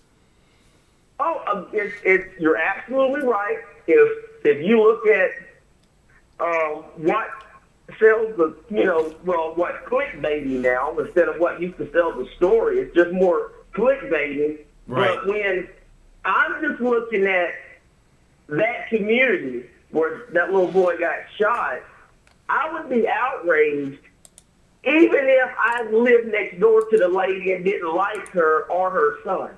I would still be outraged. That's big government. That's how they're going to come. If people think that they're going to pass a law for guns, no. They're just going to come knock on your door and take the fucking gun. If you think the best way to deal with a 13-year-old having whatever kind of episode is to shoot them, you should not have a gun, let alone a badge. Listen, I kicked a lot of people out the military, man, and it's because they had good intentions, right? But they just wasn't cut out for the job. Right. And you pat them on the back and say, "Hey, look, kid, you did the best you could. This is not for you. So we're going to send you home before you get one of us fucking killed in Iraq or Afghanistan." Right. Period. And I did that. Yeah. And I've had that conversation with. Well, that's good. Somebody has those conversations, because somebody should have had that fucking conversation with John McCain, sent that motherfucker's ass home, and would have saved a lot of sailors' lives. Let me tell you. Yeah. Yeah. And but then again, he was royalty. If I'm not mistaken, his Right. father was an admiral. Yeah. You know, yeah. But that's just to where it's just. Can you imagine your house on fire or your neighbor's house on fire, and the firefighters show up and break out s'mores, chocolate bars, and mushrooms while the fucking house is on fire and they're having a cookout? No. You know, it's just this overreaction. And then it's like we're not holding people accountable. And it's a hard job. We get it. And that's that's anything, but I don't know of a city surgeon that someone recommends. They don't exist. There's not a doctor out there that's all fucked up. And because they won't let him cut nobody open. Yeah. They have checks and balances. But this is like $12 million, man, is a lot of fucking money, man. And I think there should be more of an outcry to support that woman who her son got shot. Yeah. I really wish there was more media about it. I sure would like to see, her son. Well, that's the state of Utah, man. Yeah. That's like a communist country inside America. That damn church they got down there. I'll tell you right now, if you spit on the sidewalk in Salt Lake City and a cop sees you do it, they will arrest you. So. Yeah. Yeah, but if people would call that littering, but that Utah is like, what, 70% Mormon or 80%? I don't know. They control the media and everything there. And I've never been to Utah, but I think it's beautiful. I've seen a lot of pictures and stuff, but they run their state and they put, they keep shit like that quiet. Yeah. But like, yeah, man. But shit. Yeah, man. But that's about it going on, man. We got an email yesterday talking about they're gonna send the kids back to school between pre-K to second grade, starting on the 30th here in Missouri. Is that like all day, every day? What? Yeah. Because that's my 7-year-old. So that means she would go back to school, but my 10-year-old and my 14-year-old, my son, they'll still do their work here at the house. But it seems like I can just speak for where I live at here in Missouri. The teachers are really good. The kids are understanding it. It's really not that challenging. Yes, it is that social issue that you want your children to have, but for the most part, the online schooling here is pretty good. I mean, I can honestly say the state of Missouri was prepared, and the teachers were ready. Like, they didn't, because I have a few neighbors that are teachers, and they teach from home. Yeah, good. That's good that I know here, like they said the first couple of days, at least 50% of the students didn't even log on that were supposed to log on. Yeah. So. Well, here they had a program here. Well, where I was at, kind of uppity. So the kids from middle school to high school get laptops. Yeah. And that's how they do it. I don't know if it's how it is out there in Washington State, but here it's like that. Yeah. And right after Christmas, I bought all three of the kids all new laptops. And so when they had to go to school, like, we didn't have to opt in to get additional, like, Chromebooks or whatever. But we might have had some issues with, like, the server going down, like, on the first day and the second day. Yeah. Everyone was, they just logging in and right. stuff. But for the most part, it's been easy. But we did have a teacher that died of corona in the next county over, though. Yeah. So, yeah, it's the second teacher that died where I live at of it. I don't know their prior health condition, but this one looked pretty young. But, yeah. Well, yeah, man. Everybody at your place is doing okay, though, huh? Yeah. I'm like the only one that leaves the house. But you know, and we're just a real close-knit family. Me and my wife and my kids and my other 2 daughters, whenever they're in town. And every other day I'll go knock on my neighbor's door. You know, she's a widow. She's 65. I'll check on her, shoot the shit with her, talk politics to her. She loves Trump to death. Oh, man. This woman, she's a Trumper from ATLL. Wow. But me and her talk about politics, and there's just so much that she doesn't understand or know. Yeah. And I just say, hey, get your smartphone and Google it, you know, and she'll go through multiple articles, and maybe Article 27 may have what she wants to believe. Yeah. You know, and but it's so much. It's not even misinformation no more. It's just that I am an R, and that's all I am. Or I am a D, that's all I am. You know, some of them were like, my daddy was a D, was an R before, was a Republican, and his daddy before him was a Republican, and I'm a Republican. You know, it's like fucking in their blood or something. It's really weird, man. Yeah, and the first time I met her, we talked about politics, but that's a different conversation. But she was telling me, before she turned 65, she was paying $700 a month in health care. And that's a lot of money, man. For a 64-year-old. And she was able to do that because her husband, she's a widow. When her husband passed away, she got his benefits, however it works with Medicaid, Medicare, or whatever. And now, since she's 65, she's only having to pay a whopping $300-something. And I'm looking at her, and I'm like, hey, Miss Rhonda, that's why I call her Miss Rhonda. I'm like, hey, look, Miss Rhonda, wouldn't it be better if the health care, whatever the situation with health care was better? We ain't got to pay so fucking much.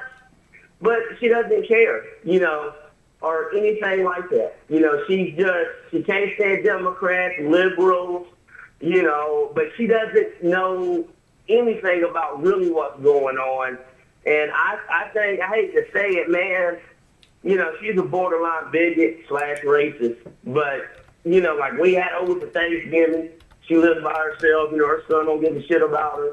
She never ate collard greens before. She had like 2 helpings of them, because that's how I make my collard greens. But she's a good woman, but honestly, I think that people like that, their voice needs to be heard and just not talked down to, like a lot of their far extreme left does. But yeah, interesting times, Mike. That's for sure, Brandon. I'll tell you, it was weird after when George Bush was president. I kept saying that, I kept saying, yeah. Well, it's interesting times, but I could really use some boring times for a little while, Brandon. Yeah, listen. To be honest, I just want a president who I don't ever see on TV. No one can talk about him like in the media, whether it be Fox, CNN, or whatever. I just want a guy who goes to work and goes home at night and spends time with his family, or a woman. I don't need someone out there that, that wants to, be part of a fucking, a circus act or a fucking concert. Just go to work, do your job, and go home. That's it. That's what 99% of us do. Right. As an elected official, I hear you. It should be, like you're privileged to be able to work for the people and try and fight for what's right and, give them all that you can, Yeah. But whenever, it doesn't matter who the president is whatsoever, but the president has to understand, or any president has to understand, that half the country didn't vote for you. Bam, okay? And so every time you're on TV or they hear your voice, then people just hate you more. and they're going to raise their kids to hate you, and they're or whatever party or whatever, you know, and that's just. You know, Brandon, I don't necessarily think that that's true, though. You know, I mean, I know that that's how it has been for a while, but I think that if there was a leader who actually came out and said, yeah, no, we're pulling the troops home. They say not to pull the troops home. Fuck them. We're pulling the troops home. Or they say, you know, hey, I'm ending the war on marijuana tomorrow. Here, I'm gonna sign my pen and fucking do it right now. Fuck waiting till tomorrow. Here, marijuana is now legal. Boom, I signed it, President fucking my cunt. Suck on it. You know? Yeah. But they don't do that. You know, they all they do is they fucking defend the police state and bolster the police state and continue putting our sons and daughters into wars of choice, into, you know, places of harm, you know, for no reason. And I'm tired of being lied. I'm tired of being lied to, and I'm tired of I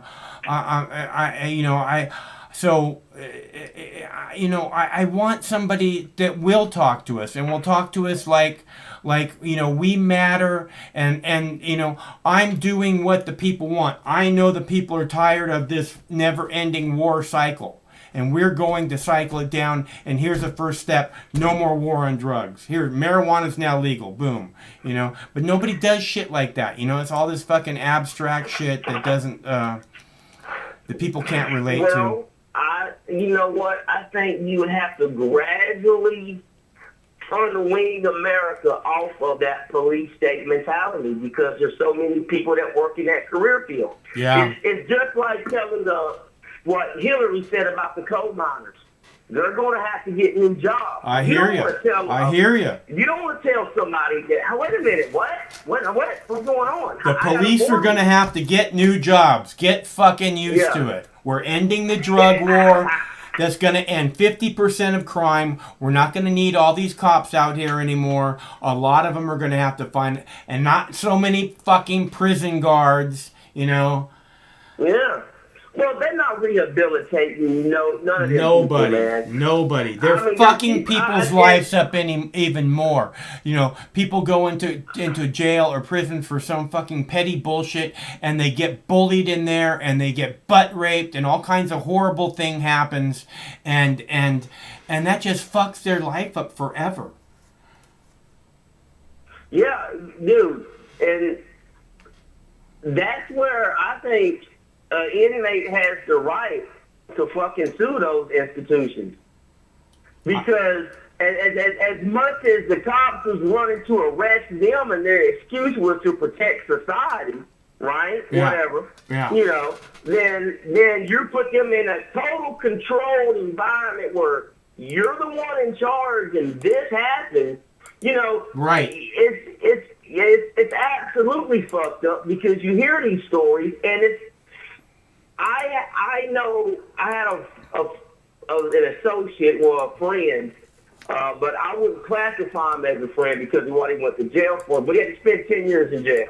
Yeah. But when he got out of jail, someone informed me, and I got this phone number, and I text the guy, and he says, "Hey, what's going on?" And you know, and when I talked to him on the phone, he told me the whole time, the 10 years, and he was in jail in Kentucky, that he got all these certifications to work on cars. Huh. You know, he was able to take some college classes, and that's the rehabilitation. Now, I don't know if he kissed a lot of ass or he followed the chalk line, because when he got out of prison, he already had a job lined up making like $18 an hour working at a mechanic shop. You know, I don't know if it was like a big car dealership mechanic or it's mom and pops. Yeah. You know. But that's awesome. But to be 10 years incarcerated and walk out with a handful of certifications where you've been trained,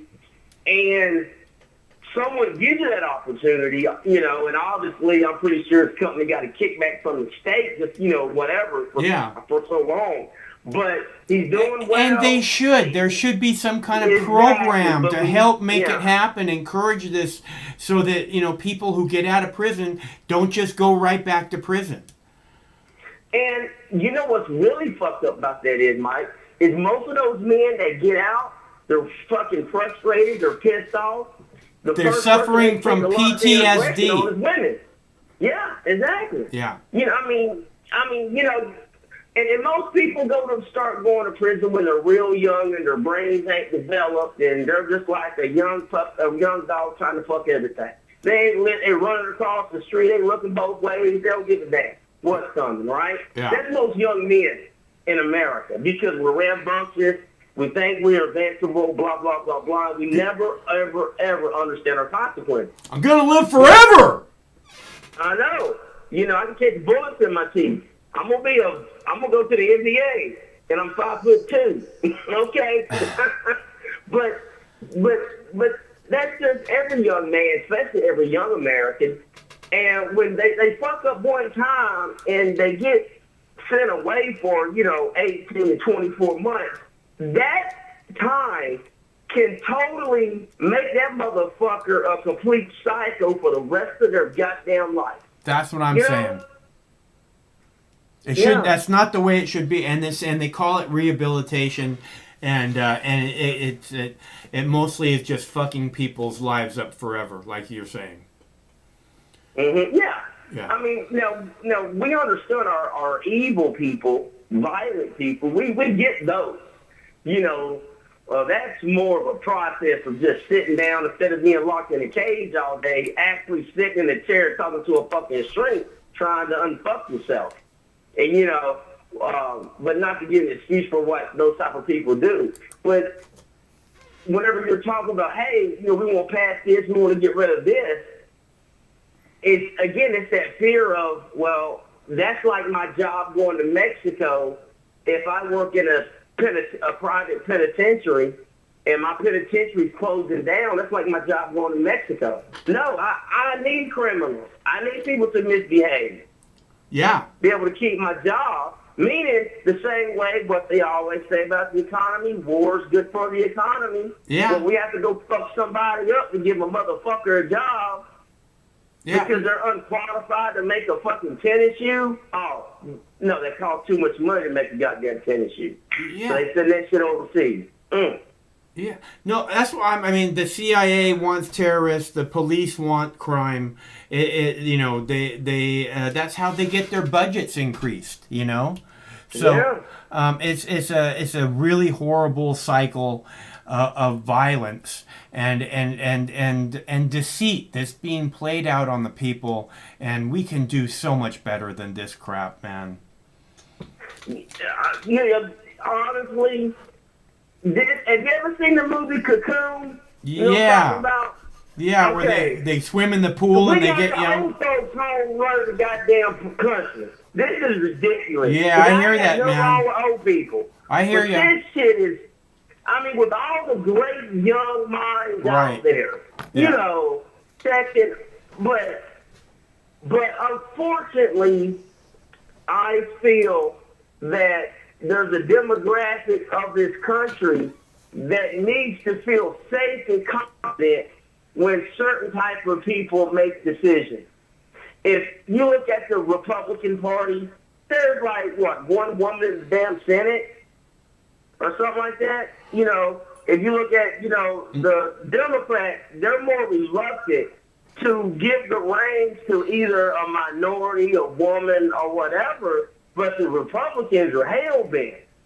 They're like, hell nah, woman, barefoot and pregnant. Stay your ass in the kitchen. I think there's at least three. There's at least three female Murkowski looks like a man. I'm just saying. Yeah, I pointed this out. I pointed this out again and again. Is they go and they get in this man's world thing, and then they get men's haircuts and they just become more and more butch, man.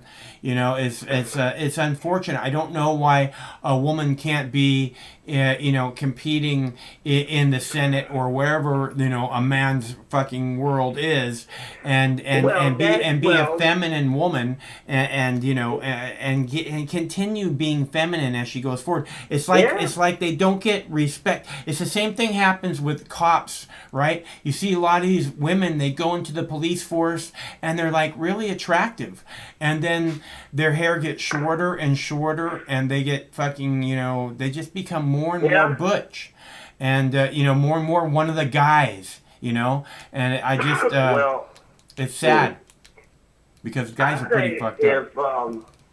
If Tulsi Gabbard got an opportunity to become president, and she got some comment towards, but boy, she looked good in heels.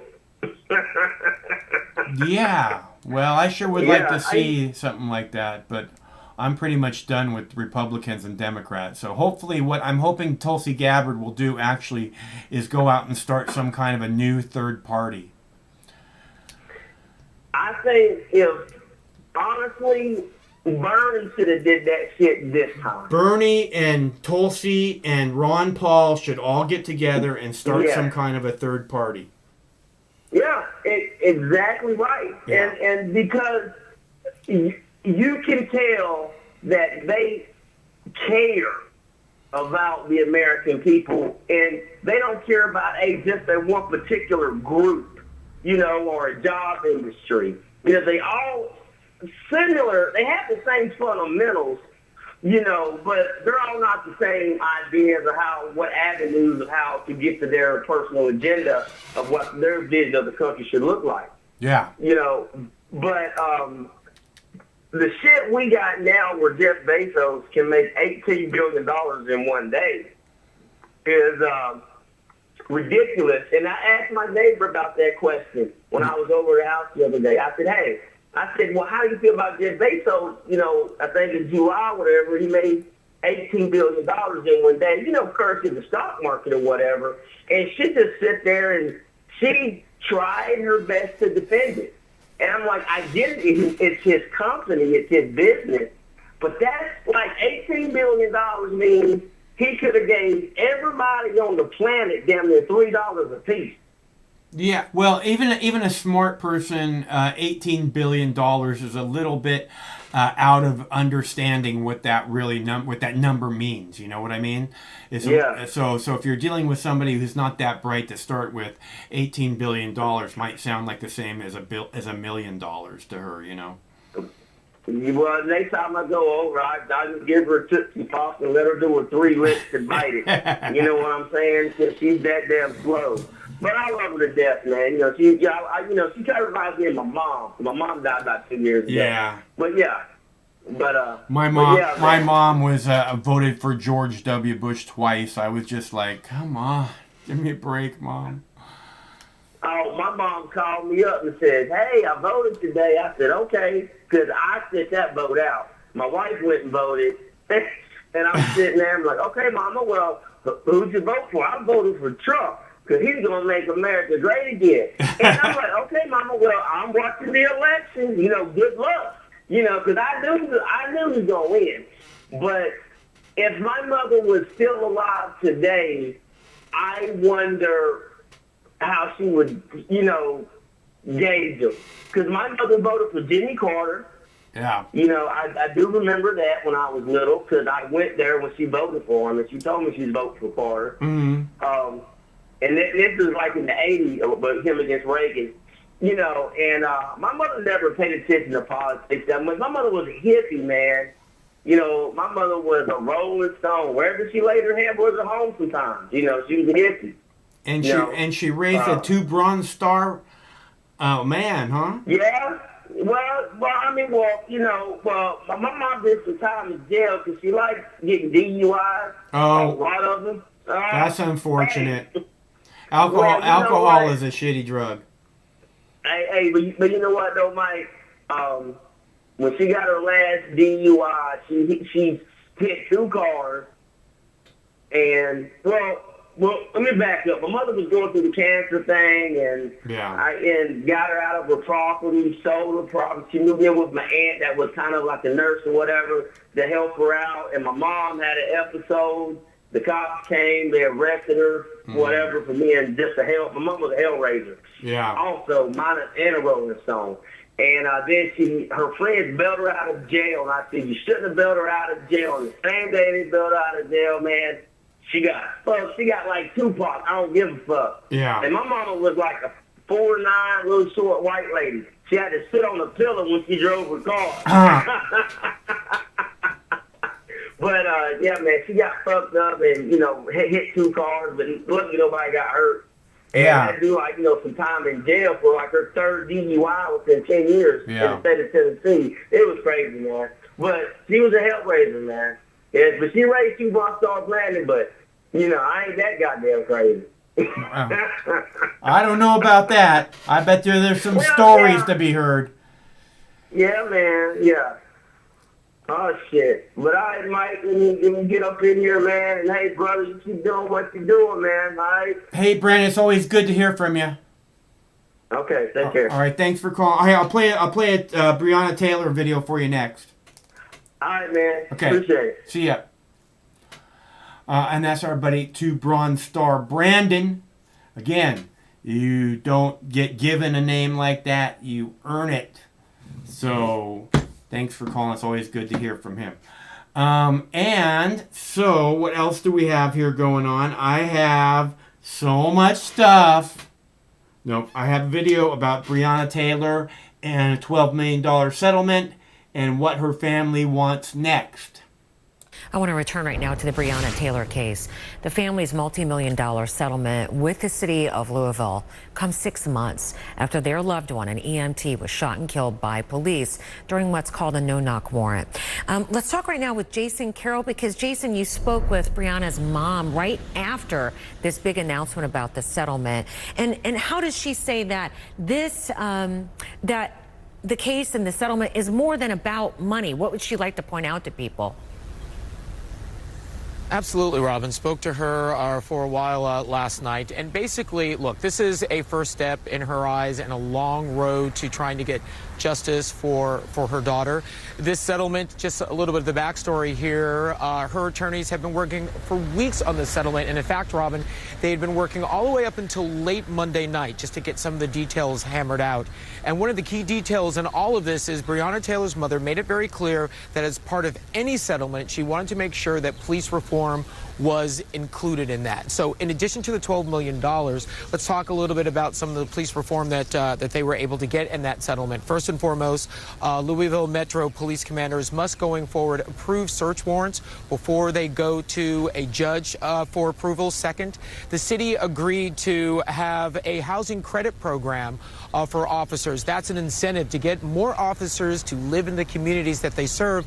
And also going forward, they're going to be having social workers going out on some of these special calls that officers have to deal with. But going forward, ultimately, what this family wants to see, Robin, is they want to see these officers brought to justice. And yeah, the officers brought to justice, but right now there's not even an arrest. What is the latest from the Kentucky Attorney General on that then, about the investigation in itself? Well, look, I mean, the Attorney General has not given any specifics in terms of when we might see any charges brought against any of the officers. Most people think that there are 3. Breonna Taylor's family feels as though there are 4 officers that should be brought to justice. And at minimum, what they're looking for is second-degree manslaughter charges. They say at minimum that's what they're looking for. But again, no indication from the AG at this point when charges or if charges might be filed against any of the officers. And a reminder, it has been 6 months, and at this point, the family is saying 6 months, they've waited long enough. Robin? Jason, thank you so much. Appreciate it. 39 minutes past the hour. Now we keep... Where's that Boo Bear? Where's that Boo Bear? Oh, can't see him there. Almost can see him there. He's over there lying in the river like a lazy old Boo Bear. Like a lazy old Boo Bear. That's what he does. He loves to lay in the water. Don't you, Boo Bear? Huh, Boo Bear? Got this little girl. Got this little girl. We got the Boo Bear. There's a Boo Bear. Here's my Boo Bear. How's my beautiful baby? Ready for some pizza? Fuck yeah. Nobody's giving us any pizza money, Boo Bear. I don't know what to tell you. For only 19 cents a day, you can make sure this Boo Bear gets pizza. Can you see how sad he is without pizza? For only 19 cents a day, your generous donation will make sure that this Boo Bear gets plenty, plenty, plenty of pizza. So you can smash that super chat button anytime you want, or there's clickable links in the text body of the video, or you can go to moxnews.com if you'd like to kick down some pizza money for the Boo Bear, because that boy loves pizza. Don't you, Boo Bear? He does, I'm telling you. That is a pizza-loving Boo Bear. He's a pizza-loving Boo Bear. He's my pizza-loving Boo Bear. We're working on it, buddy. I'm trying to get you some pizza, okay? I'm trying. Don't you give me that look. Oh, you pulling out Yoda quotes. What the fuck is that? What the fuck does that say? The fuck was that? The fuck was that? I didn't do that. That's not me. I didn't do that. Weird. Alright. Boo Bear went under the water. Let's see. I am starting to get hungry, but I have a few more videos for you. What do we have here? Okay, so I have a video about the police altering the documents. The Rochester police. You'll see here. There's Rochester here on the top, on the two screens, the top screen and the bottom right hand screen.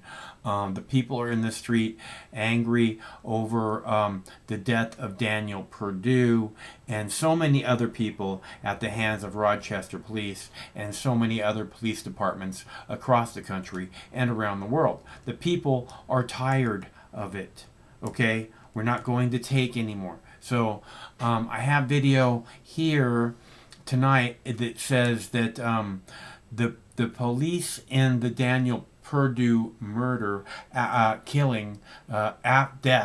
after his murder, killing, death, they altered the document so that it changed him from someone needing help, you know, on the 911 call, as someone needing help, to a suspect, to someone who is, you know, possibly in the process of committing crime. So that seems like a pretty big altercation that the police, you know, are trying to get things to look their way. So I will play that for you now, because I can't stand fucking crooked cops. I can't stand it when the cops act like the rules don't apply to them and they're dirty.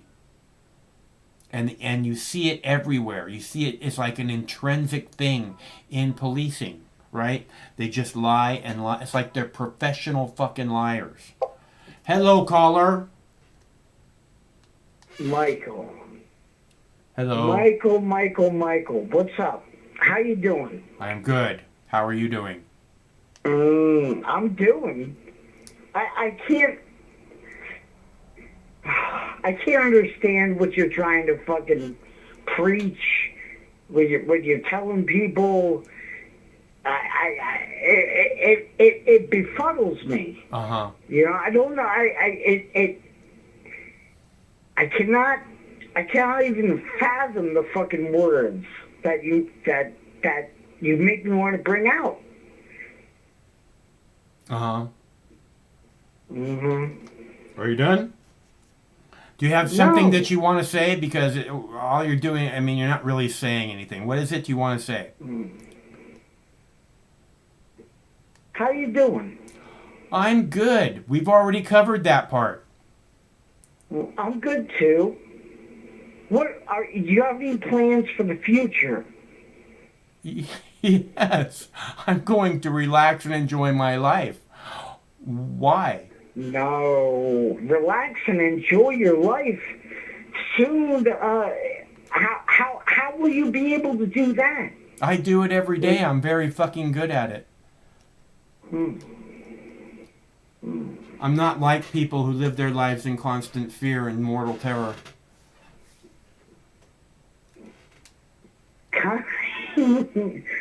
I don't do that. Wait a minute. Who are the people? Are there serious? Do you really think there's people that live their lives in fear and mortal terror?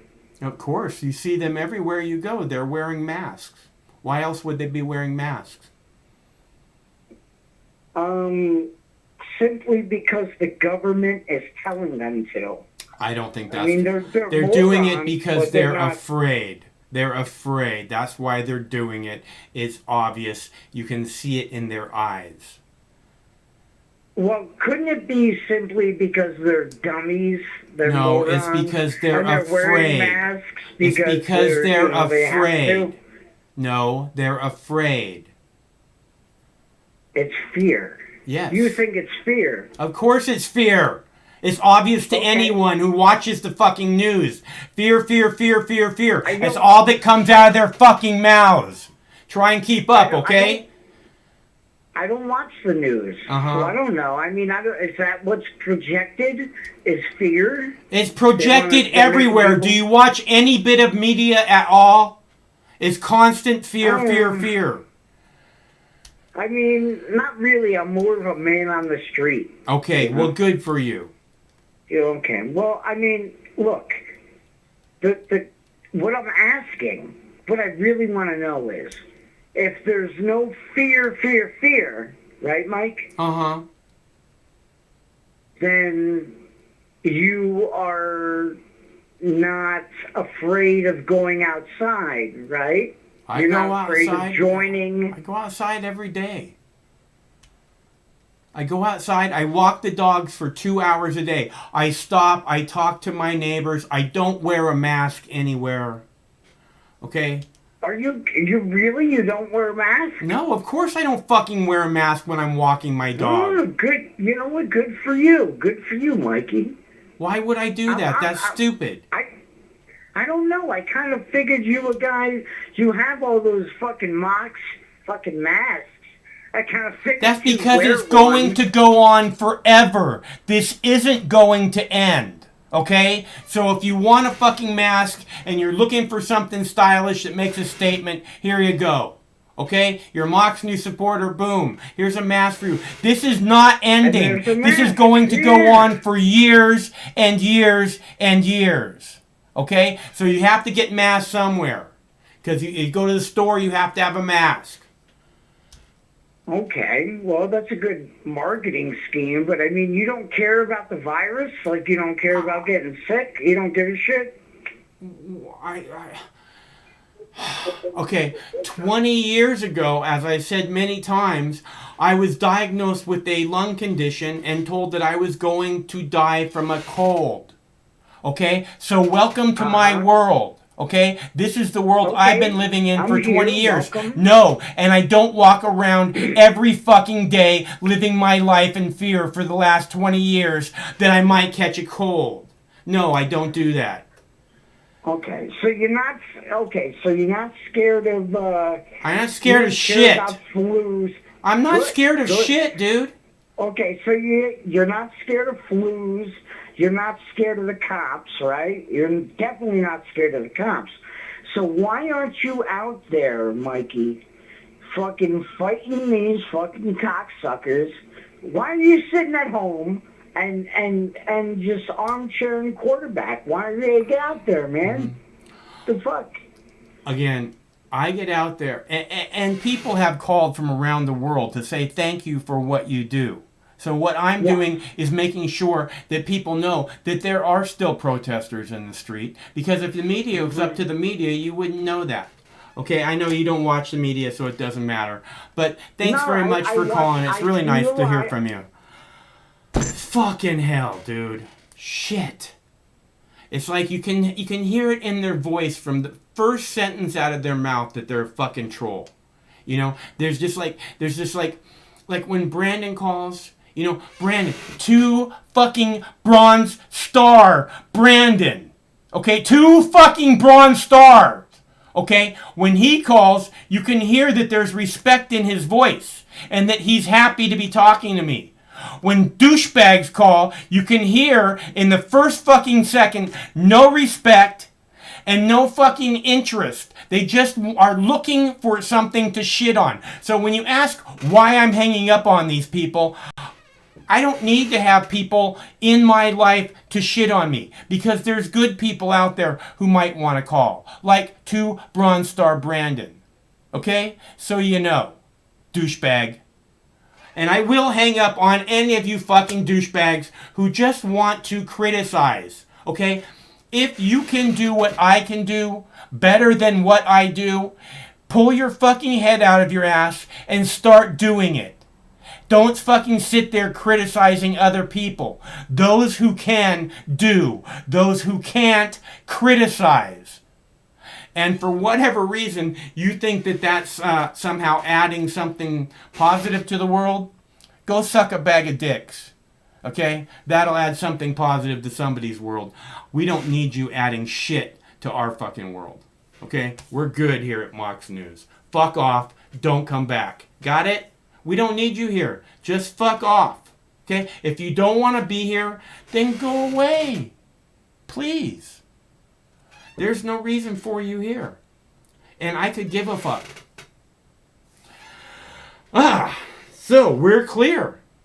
I don't care if it's just me and Wilco and Craig and 2 Bronze Star Brandon. At least I know there'd be good people here. Okay? You got it? Am I clear on this yet? Another video about police brutality. And again, I was talking about the police changing the report. They're altering the report after the murder of Daniel Perdue, the killing of the death of Daniel Perdue. They alter the report, again, making them look like the criminals that they are and that they have stuff to hide. Okay? You know, people who don't have anything to hide don't try and change things after the fucking story, you know? There is new reporting here tonight on the deadly police confrontation in Rochester, New York. Documents now made public suggest that police changed reports. Among the findings, allegedly first describing Daniel Prude as a victim, then as a suspect. Here's ABC's Janae Norman. Are you Daniel? Yes, sir. Tonight, new accusations that officers in Rochester tried to alter the narrative after their encounter with Daniel Prude, an unarmed black man suffering a mental health crisis who later died in their custody. Newly released paperwork revealing at least one person revised an incident report in which Prude was originally labeled as a victim to write, "Make him a suspect." Police alleging video shows Prude broke a store window before the encounter. Today, the family's lawyer telling us he has not seen that video. That shows that the cover-up began immediately. And it began not only with the officers involved in the incident, but their supervisors and higher-level police officials. Disturbing police body camera video shows officers in March covering Prude's head with a spit hood, later pinning him to the ground before he stopped breathing.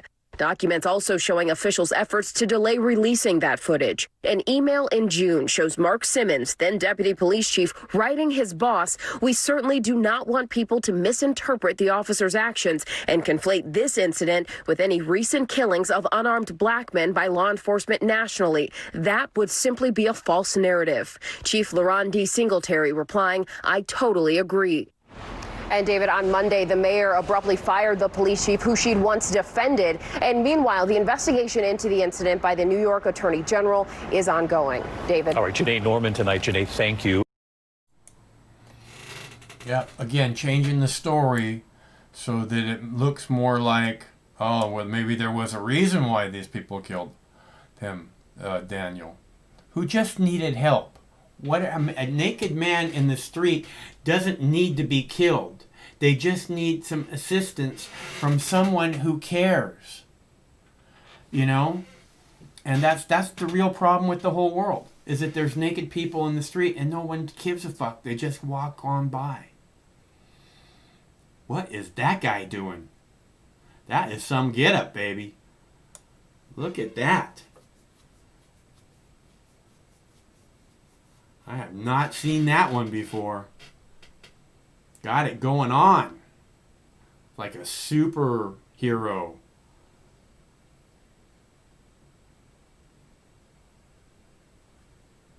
That person moves pretty good in those stilts.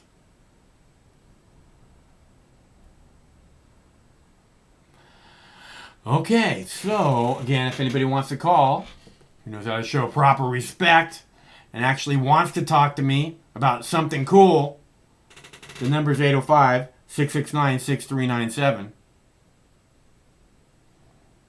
And I'll be happy to talk to you. And that's what I do. I come out here happy to talk to you guys. It's why I come out here, because I'm looking forward to talking with you. And, you know, damn, we lost that one. Was there something bad there? What happened? Did she trip? She tripped. No. That is hilarious. Nice, baby. She was definitely working it. You see that, girl? Damn.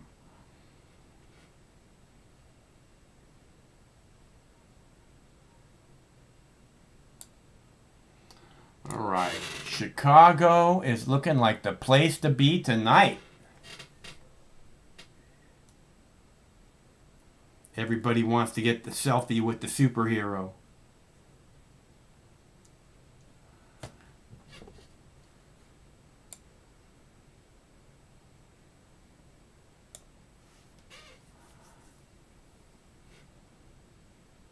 All right, you guys, let's see. So I have a story about Boeing. Let's see. Boeing 737 MAX, and I think it's probably worthy of your time, so that's why I included it in the loop this evening. Here you go. We'll be back to this in a sec. Another big story. Boeing today responded to a scathing report on failures with the 737 MAX. The report uses the word deception, but Boeing says fundamental changes were already made. KIRO 7's Graham Johnson is live now in Seattle, and Graham, Boeing is working to get that plane back in service.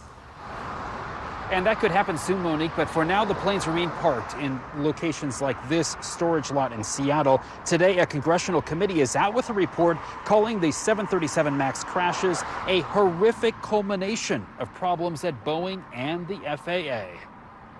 Since two crashes of the Boeing 737 MAX, family members of the 346 people killed called for changes. We're here to try to prevent a third crash.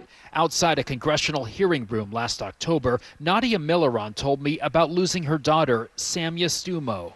It's horrendous. Both of us traveled to hear then CEO Dennis Muhlenberg testify to the House Committee on Transportation and Infrastructure. Today, that committee released a blistering 238-page report on the approval of an anti-stall system that was unknown to pilots and repeatedly pushed down the nose of the plane. Congressional investigators concluded the crashes were the horrific culmination of a series of faulty technical assumptions by Boeing's engineers, a lack of transparency on the part of Boeing's management, and grossly insufficient oversight by the FAA.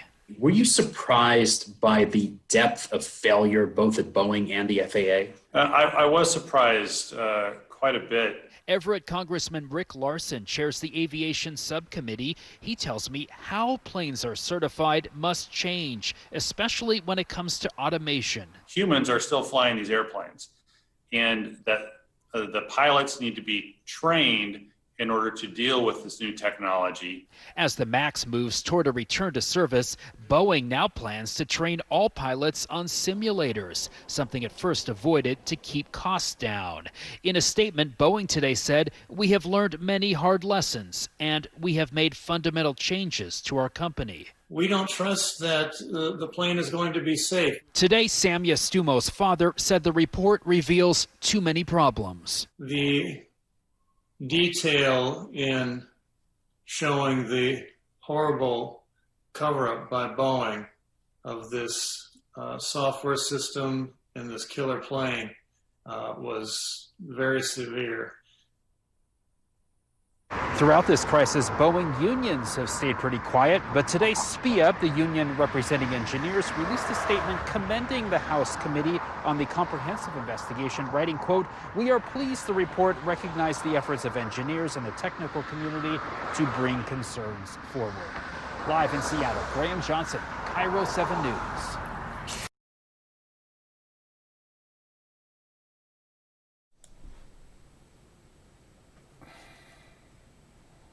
There's Electro Man.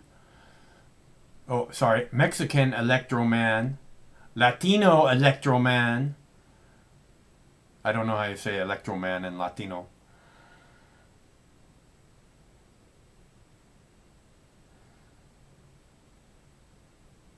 But he looks very popular, right? I gotta get me one of those outfits. You notice none of these people are wearing masks at all. So I guess there's no virus in Chicago.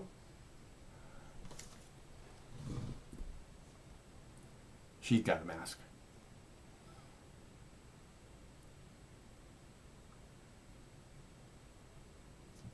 That guy is huge. Both those guys are huge. Alright, I'm going to have a puff here, and then I have one video left, so if you guys want to call, now's the time to call, or else you can heat your bong up and join me in a big fat fucking puff, and then you can call if you want, whatever. But I got one video left, so after this I'm going to play a video, and then if we don't have any callers, you know the way the game goes. It's a call-in show, people.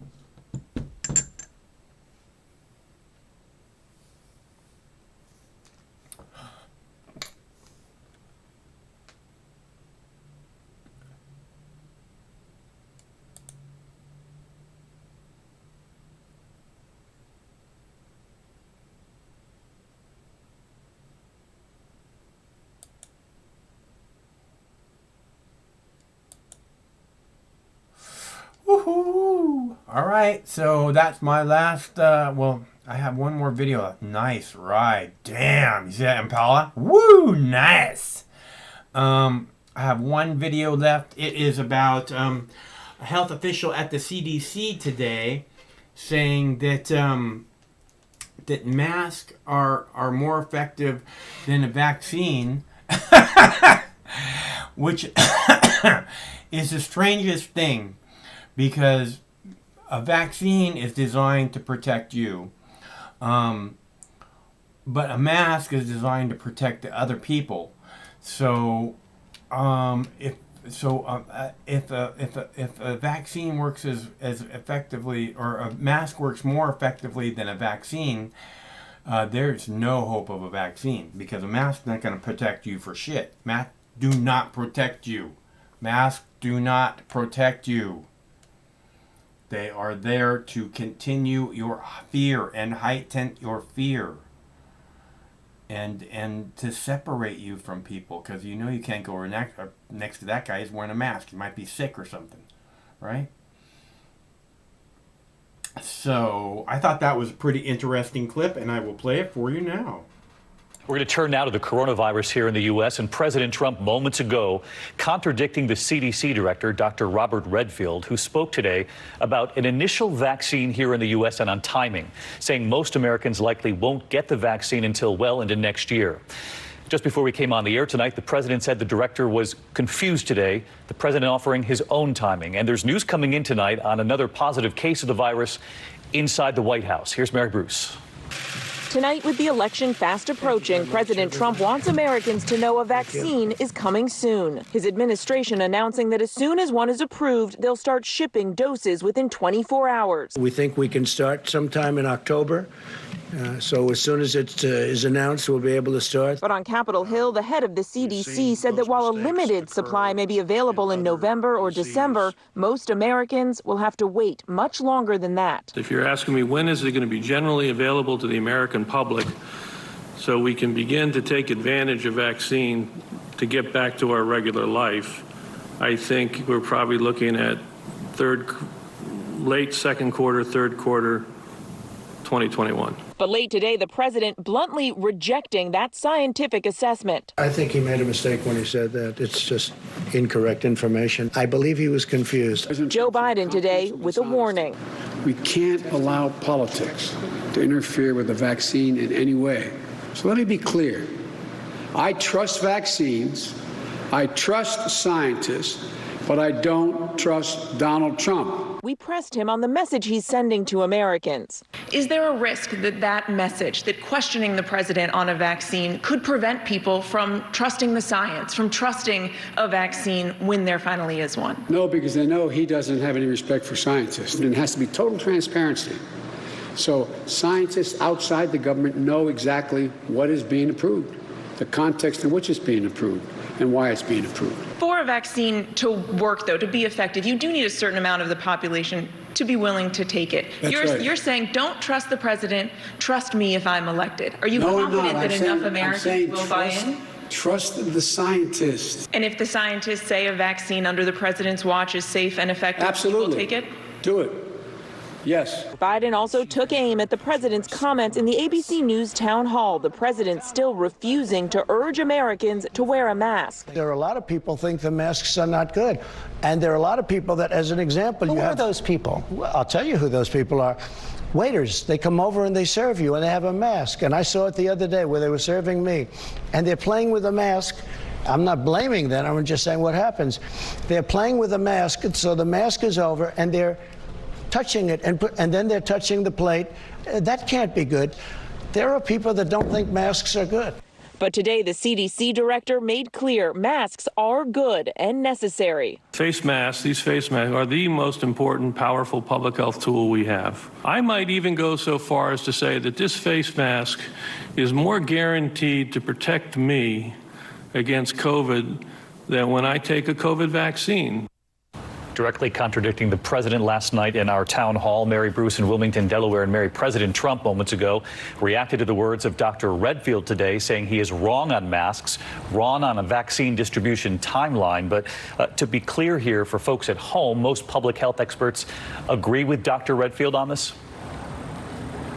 They do, but despite the fact that top scientists back up Redfield, the president is completely undermining him. We can't stress enough, this is just an extraordinary clash between the president and his own CDC director right in the middle of a pandemic and with just 48 days until the election. And real quick, Mary, before you go, the president just now confirming another member of the White House staff has tested positive for coronavirus.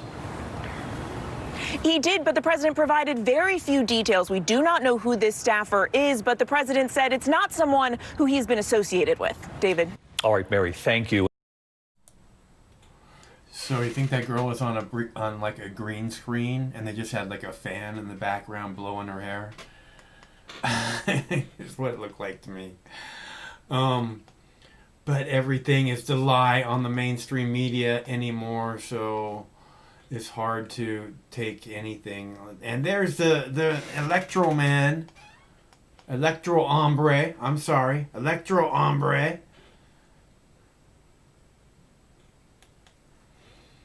And that was my last video of this evening. Unless you want to see, like fucking tiger. Want to see a fucking tiger? I don't see a fucking tiger. What are you talking about, a fucking tiger? I don't see a fucking tiger. Ah, fucking tiger! Or I also have shooting sharks. Shooting sharks. Shooting sharks. Scary. Dun dun dun dun dun dun. Dun dun dun dun dun dun. Dun dun dun dun dun dun. Dun dun dun dun dun dun. Turn back. It's coming! Ah! It's coming! Ah! Dun dun dun dun dun dun dun dun dun dun dun dun dun. And that's all my videos. I have no videos left. Came here to chew bubblegum and play videos and take phone calls, and I'm all out of videos. So, and there's no phone callers, and I didn't bring any bubblegum.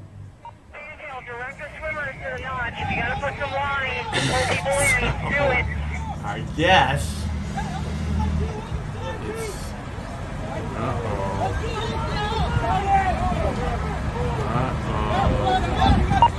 It's that time.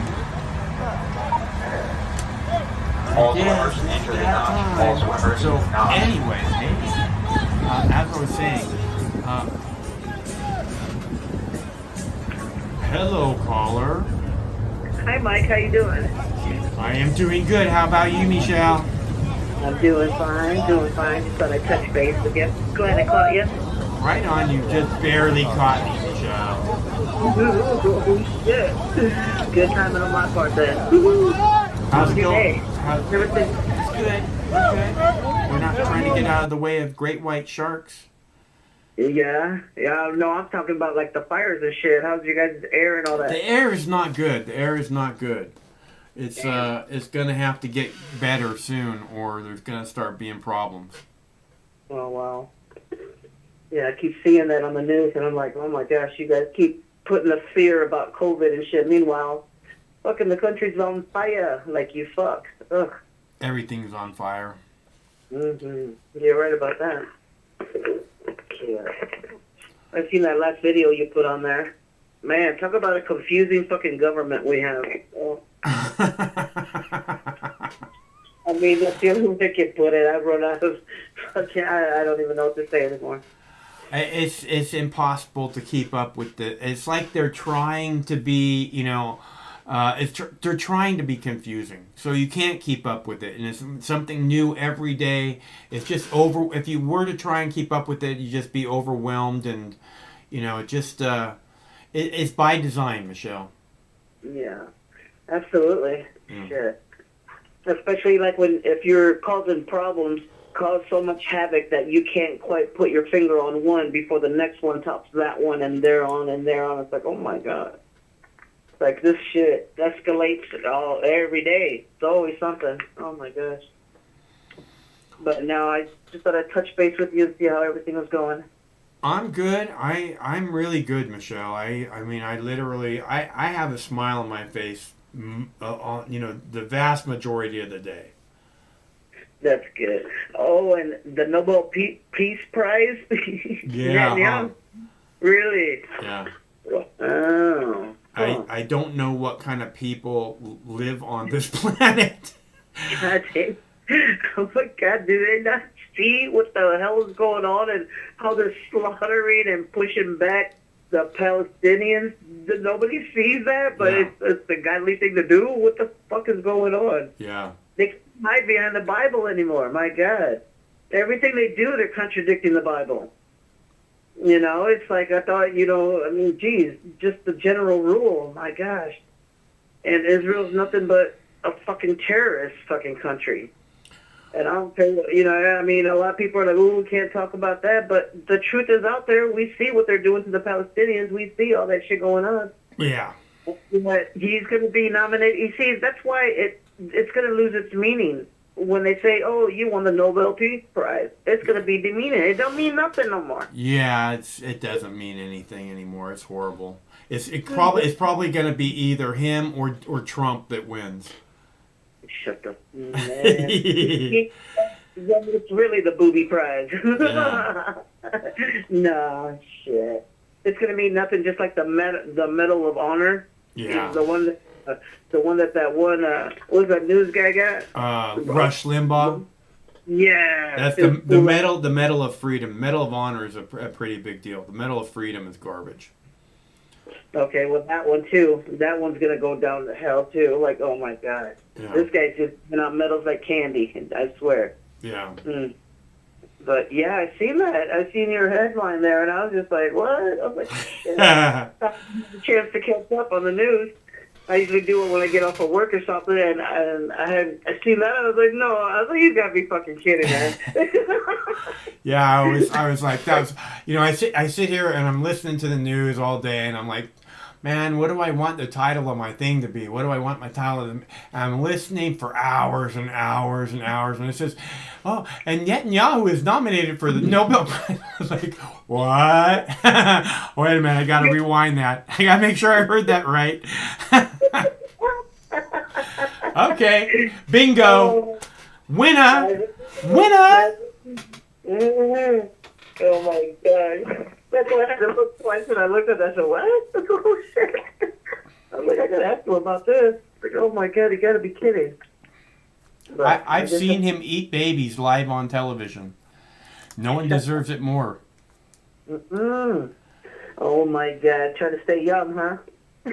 It's just so disgusting, Macho. I just don't know how things can be so screwed up to be like this, Donald Trump and Netanyahu, Nobel Peace Prize. What the fuck is happening? What happened is Trump got office. It starts from the top to the bottom. He fucking is making everybody, whoever had a tendency of being sleazy, it's your right. You gotta be sleazy to make America great again. He gave them all the okay to be a dick. That's all he did. Yeah. And that's why everything is escalating the way it is. That's why you got, he gave all the bullies the green light. He sure did. Yeah. And he keeps fanning the flames every time he opens his fucking mouth. Yeah. He's fanning the flames. It's just like, wow, dude. And then, he's going to go over there and go to Arizona, the most racist state, Arpaio, that fucking cocksucker. He fucking pardoned his ass, and Arpaio, he should have did some time for being a dick like he was. He fucking broke the law every time he came down. In Arizona, they don't celebrate Martin Luther King Day. I'm not surprised. It's not a holiday there. It's a holiday everywhere else except for Arizona. I'm not surprised. Yeah. Just like I said, Arpaio, he ran that fucking place like a fucking terror zone, man. Yeah, he's a terrorist. He's a horrible human being. Looks like a chicken. You're out of here. And then you guys got to figure it out that, you got to prove it that you're a citizen. Meanwhile, shit. He did all that shit, left and right, broke the fucking law all the time. Yeah. Setting up fake days and shit. Trump had to give him a pardon. Oh, he sure did, because he's a fan of his, I'm sure. Yeah. They're in the same fucking boat. Yeah. I mean, Trump in his yacht and Arpaio there in his little fucking boat, little rowboat, if you will. Little fuck. But yeah, I was so pissed off about that, because I was like, man, Arpaio, man, I can't wait till Karma catches up with that fucking asshole. Yeah. Yeah, he's a little dick.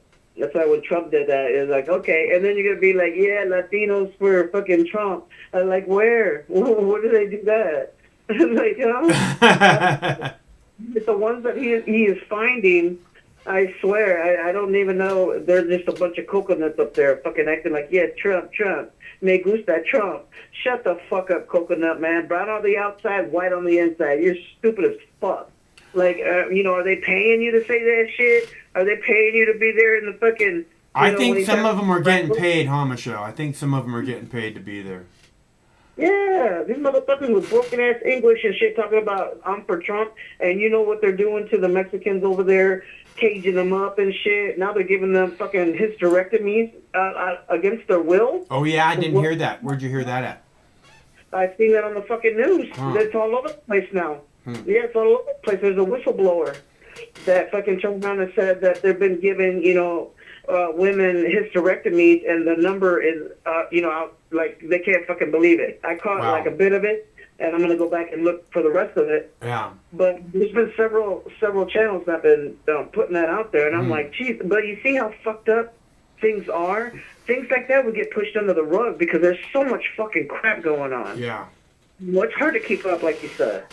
It's hard to keep up. There's so much shit fucking falling right now.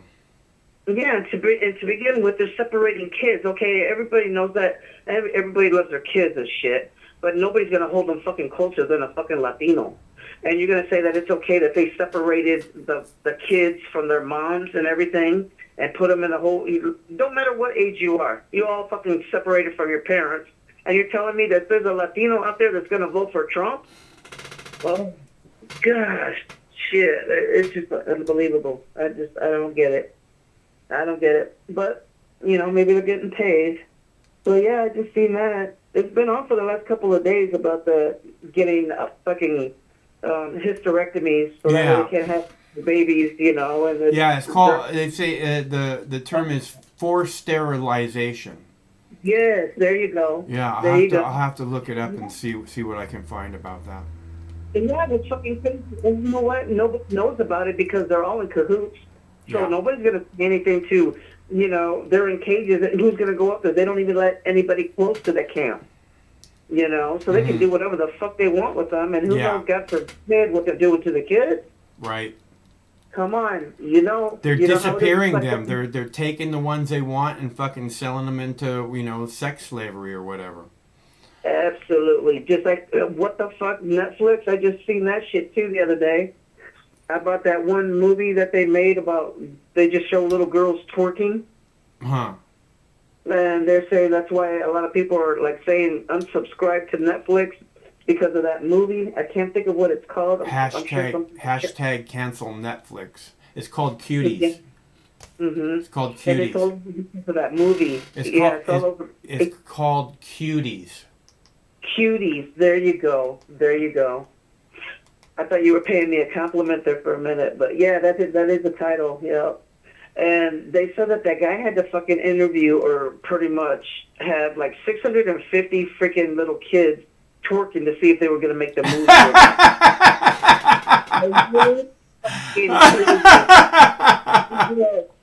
Yes, sir. And you know what? People are like, what kind of parents take their daughters to a protest? Oh my God. You're right about that. Fucking A.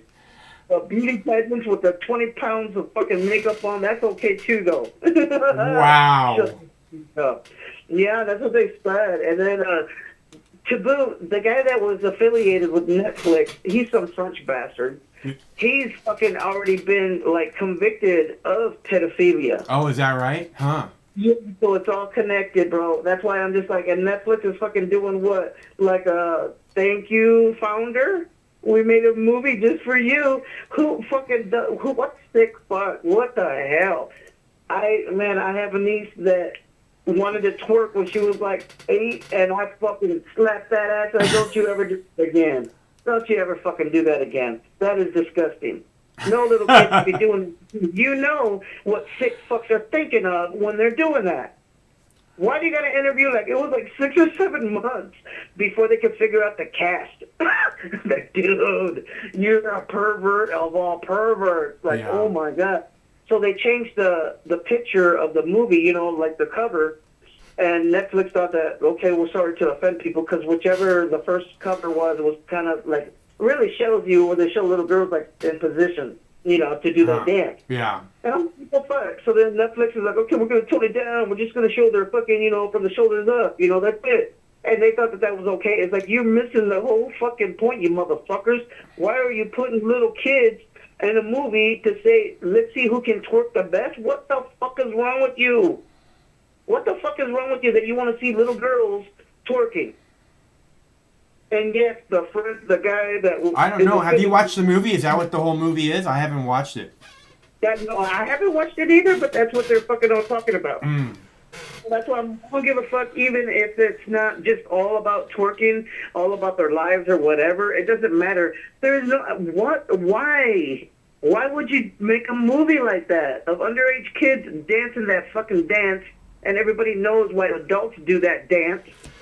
You know, there's a lot more to the movie than that, Michelle. I know what the movie. I know the story basically, and it's about, you know, a little girl is an outsider, and she gets bullied, and then finally they win this. Then they win this dance contest, you know, and other shit happens, but you know, it's like it's a fucked up story from start to finish. But it's not just little girls twerking, so you know. You see it, and the people would look it up and just see who that French bastard is. I wish I knew his name. Yeah. Who got in trouble for pedophilia, you know, and then they do this, and I'm just like, what? Now they're just fucking putting it out there. Just like they got a law against if a kid's 10 years and up, if they consent, it's okay. Oh yeah, who's that? Who has that law? Yeah, Who? yeah. Who? And it's like, what the fuck is going on with this country? Where's those Christian Bible beaters at now? I'm over here in the Bible Belt, this fucking country. Where they at? I don't see anybody fucking saying shit about that, but they did say that Netflix lost billions of dollars of people that unsubscribed. I was like, ooh. Yeah, I heard Netflix lost like $9 billion in like 48 hours or something. Oh my God, yeah. Because everybody was disgusted with that too. Just like I don't want to see my niece doing that dance, and let alone, money talks. And a lot of those kids they didn't come up from a wealthy family. Because no wealthy family would put their kid in a fucking movie like that young. So these people just needed the money, and that's why they get their fucking dirty-ass movies like this.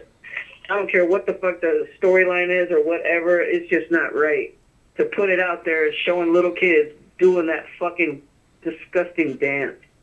It's disrespectful. I don't know. Yeah, no, I hear you. I can't. I mean, this is one of the weird things that people don't get is that this going on a lot in your children's programming, and it's all over. And you should really just like kill your TV set if you have kids. Just kill your fucking TV set, man. Might as well. You might as well, but I'd rather see them coming, though. I want to see what's out there. Yeah. I want to see what's up to, though. That's why I follow, the channels that I do. Yeah. It's not on media, mainstream media, but the channels that I follow because they're telling me shit that I couldn't find on there, just like you show stuff. Yeah, but you're not raising children either. I mean, you don't have children in your home, so. I'm just saying, if you have kids in your home, I'm telling you, you will receive a better outcome if you fucking kill your television set right now. You will achieve a much better outcome without it. Yeah. And actually have conversations with your fucking kids and talk to them about how the world really is. It's not all sugar and cream, This is what I'm saying. Yeah. Hell yeah. But like you said, it's all part of the programming. And that's why when I seen all that mess going on, I'm just like, what the shit? I'm like, oh my God. And they're like, well, you shouldn't knock it until you watch it. I fucking have no desire whatsoever to watch a fucking movie like that. It's disgusting to me. And that's just me. That's my opinion. Uh-huh. People can watch it and do whatever the fuck they want, but I'm just like, I don't see the point of it other than trying to make pedophilia okay. But it's okay to enjoy a movie like this. It's okay to fucking con a little 10-year-old as long as they say, okay, then shit, you're free to do whatever the fuck you want. That's disgusting. And this is our fucking country. A fucking country that was supposed to be make America great again. Jesus Christ, did he fuck up. Because this country used to have some kind of prestige. Jesus Christ. Now, oh my God, with the laughing stock of the world, the only fucking country and I'm sure there are other countries that politicize this fucking COVID-19 because they want to see, hey, how much money can we make off of this? And you see companies that are making a lot of money off of it. Yeah. Like, how is that okay? How is that okay? And we allow these motherfuckers that have the most money to run our lives. Why don't we exile them motherfuckers? Banish and tell them, you know how to fucking, all you think about is greed, greed, greed. Go do it in another fucking country, because all they're doing is manipulating every single one that wants to have just let me go to work, take care of business, and we'll be happy. We'll live the American dream. That's all we want. And these motherfuckers do whatever it takes to squeeze every last goddamn penny out of your fucking hand. Yeah. It's ridiculous. It's ridiculous. Country has gone to hell. Yeah. My God. I hear you, Michelle. I there's hope, because there's this thing where it says, you can only go down so far and until you hit the rock bottom, and then you have to come back up, So I'm not saying that we're exactly at rock bottom yet, but it seems to me that it goes down and then it comes back up, and I think that something big is around the corner. Yeah, well, shit. Buckle up. Yeah, right. Buckle up. Because I too, sometimes I feel like, okay, now we really hit rock bottom. And then something else comes up, and I'm like, God damn if they didn't get their shovels. Here we go even further. Like, shit. Yeah.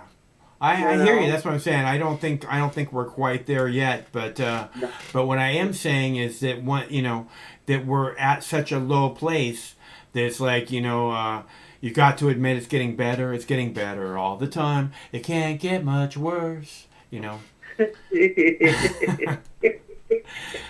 Now, Trump would say, it is what it is. And what is it? I have no fucking idea, but that sounds good. Oh, Jesus Christ. Oh, I don't know. But, all right, Mike. Well, I'm going to let you go. I just want to touch base with you and see how everything's going. It's nice to hear from you, Michelle. It's going good. I'm very relaxed at this moment. Mm-hmm. Awesome. Same here. Yeah, celebrating Mexican Independence Day today. That's why you got people dancing in the streets and all that. Oh, is that what it is? Craig kept asking, is it Mexican Independence Day? What's happening? Why are people waving Mexican flags all over the place? Is it Mexican Independence? I said, I don't know, but I know it's not Cinco de Mayo. And you know what? Mayo is like when the battle was fought, and that was just like a makeshift holiday, just like Valentine's Day or Sweetest Day, and shit like that.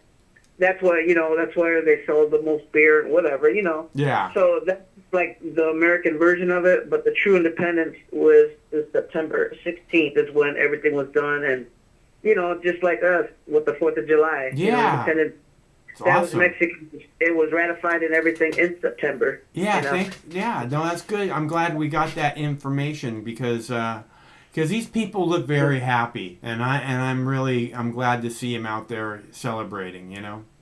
Yeah, and it's a reason to fucking actually be happy and celebrate, just like it would be for St. Patty's Day or anything else. We need a reason to fucking be happy and just fuck it. What's going on in the world? Let's just enjoy today. It's our holiday. Every day, man, make your own fucking holiday. You don't have to be miserable all the time. When we go to festivals, and there's bands playing and stuff, and the dog Rufus always looks at me. He's like, why don't we do this every day?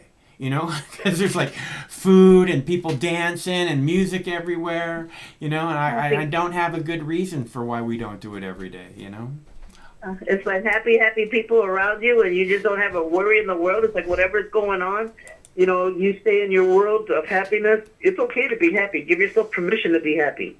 You don't have to carry the weight of the world on you. It's okay to smile. It's okay to be happy, Yeah. And so today was one of those days, so I was like, hell yeah, fucking, It is okay to be happy. You're right, Michelle. I mean, just because other people aren't happy or the world is in a crazy place doesn't mean it's not okay to be happy and enjoy what there is to enjoy, right? When the world is running down, you make the best of what's still around, right? Yep. Oh, hell yeah, that's what I'm saying. Yeah. Absolutely. It doesn't make it any less real of how I really feel about what's going on in the outside world, but you got to give yourself a break, too. Yeah. Because I say I'm happy, it doesn't mean that I'm happy that there's COVID, so don't get it twisted. But everybody likes to do that shit. I mean, look, if you're not happy, if you just focus on all the negative all the time, what would be the point in going on for another day? It's just going to be another fucking negative, awful day, so... All it's going to make you do is grow older, be miserable, and not find the brightest side of anything. Yeah. That's what it's going to make you be. It's going to be, every day is going to be like Groundhog Day. You're going to be mad every single day. And who wants to be around somebody like that? Yeah. Be happy. This is our fucking life. We only got this life to live. This is it. Whatever you fucking do with it, this is it. You don't get no fucking, a do-over. So be happy when you can fucking be happy. And, just shit. Gotta live your life, man, because this is like stopping a lot of people from living their lives. And I'm like, if this is a time when you gotta be inventive, creative, maybe you can fucking, come up with something, inventive, and just reach outside the box, man. See what else you're capable of. Not just that job that you lost. Think about, okay, well, what do you really want to do in your life? Fuck, right now's the time. Make big changes. Shit, fuck it. Make something out of 2020. I can't believe we're already at the end of 2020, man. This year has been something else. My goodness. Everybody's like, yeah, 2020 is going to be the best ever. Oh, shit. Oh, shit. We should have known we were in trouble when we saw it was the year of the rat. Fuck. Yeah, there it is right there, man. Son of a bitch. Oh, my God. It's like the Farmer's Almanac. Kind of, huh? You know anything? Get the Farmer's Almanac? Dude, they would tell you everything from shit. The last time you got to spit or take a shit, that fucking book is something else. Yeah, it's pretty crazy. I don't know who makes that book, but damn, they're always on point. Yeah, they do a really thorough job of keeping track of shit that goes down, it seems like, for sure. Hell yeah, they really got people with ESP and shit up on that bitch. Cause stuff that, well, I used to read it, religiously before, like when I was back home in Ohio, nothing else to do but read, like, okay, And every time I would look at the almanac, I was like, ah, damn, man, they're right on point. Like, shit, this is crazy. That should be the Bible. Hell, that's more than the Bible anyway. It's probably more useful.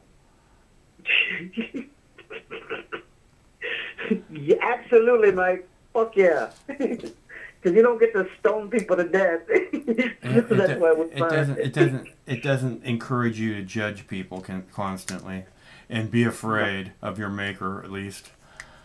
Or fucking just kill innocent people or take their land or push them back to a little fucking corner.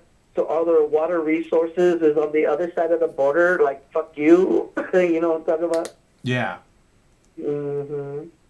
And yet he's going to get a prize. I hear you. I mean, the world's crazy, honey. But we'll get through it. I mean, like I keep saying, it's got to go back the other way. The pendulum swings this way, and then it swings back the other way. So yeah, hell yeah. Especially everything that's going on. It's like you motherfuckers are really close to a civil war. It's like if that's what it takes to get you motherfuckers off your asses to figure out what the hell is wrong with this country, then so be it. But other than that, let's just celebrate that we're alive, whether we're poor or not. Shit, Jesus Christ, man, we want the best for everybody. At least I do. We just went through the killer plague, man. We deserve to celebrate. I'm gonna make t-shirts, damn it. I survived. I survived the Rona. I survived COVID 2019, and all I got was this lame t-shirt. With that little germ on the back. That little bastard. No doubt. Well, hell yeah. So, happy Mexican Independence Day. Back at you. To you. All right, Michelle, it's good to hear from you, and happy Mexican Independence Day to you too, girl. All right, brother. Take it easy now. Okay, talk to you soon. All right. Bye-bye. That's our buddy Michelle from Texas. I should have asked her how hot it is in Texas today. It's still a little warm here for my taste. At least the last couple days. Yesterday, way too warm for my taste. And with the smoke and everything, the haze, it just feels more like an oven kind of, Let's see. Okay, so again, I'm out of videos, and I don't believe we have any callers on the line. The people in Chicago are celebrating Mexico Independence Day. Congratulations to Mexico and all who wish to celebrate on this wondrous day. So we do this every Monday through Friday at 7 p.m. Pacific time. We take live phone calls and check out what's happening in the news today. So that means we'll be back tomorrow. Same Mox time, same Mox channel. I hope we see you there. Be sure and subscribe and hit the notification bell. That way you never miss out on anything. But until we see each other again, stay cool, because one of these days, this war is going to end. No matter which mouth you feed on a two-headed snake, it still shits the same turd. But lucky for you, you have Mox News. More than 10 years. More than 60,000 videos. Mox News has been filtering the nonsense and illuminating the bullshit from your mainstream media. Turn off your TV and turn on to Mox News. For over a decade, documenting the socio-political events that have etched and carved the pathways that define today's modern mess, Mox News has been providing clarity while faithfully bringing you today's relevant stories 100% commercial-free and subscription-free. And just like Lady Liberty vows to remain free. But at this time, we're asking you for your help, your patronage, and your support to keep the lights on and the videos rolling. For less than 17 cents per day, you can become a basic subscriber, knowing that your donation is truly making a difference that will help continue bringing the news stories that make a difference in your life. Turn on, tune in, and drop a couple dimes today by clicking the link below or visiting moxnews.com and show your support at any level.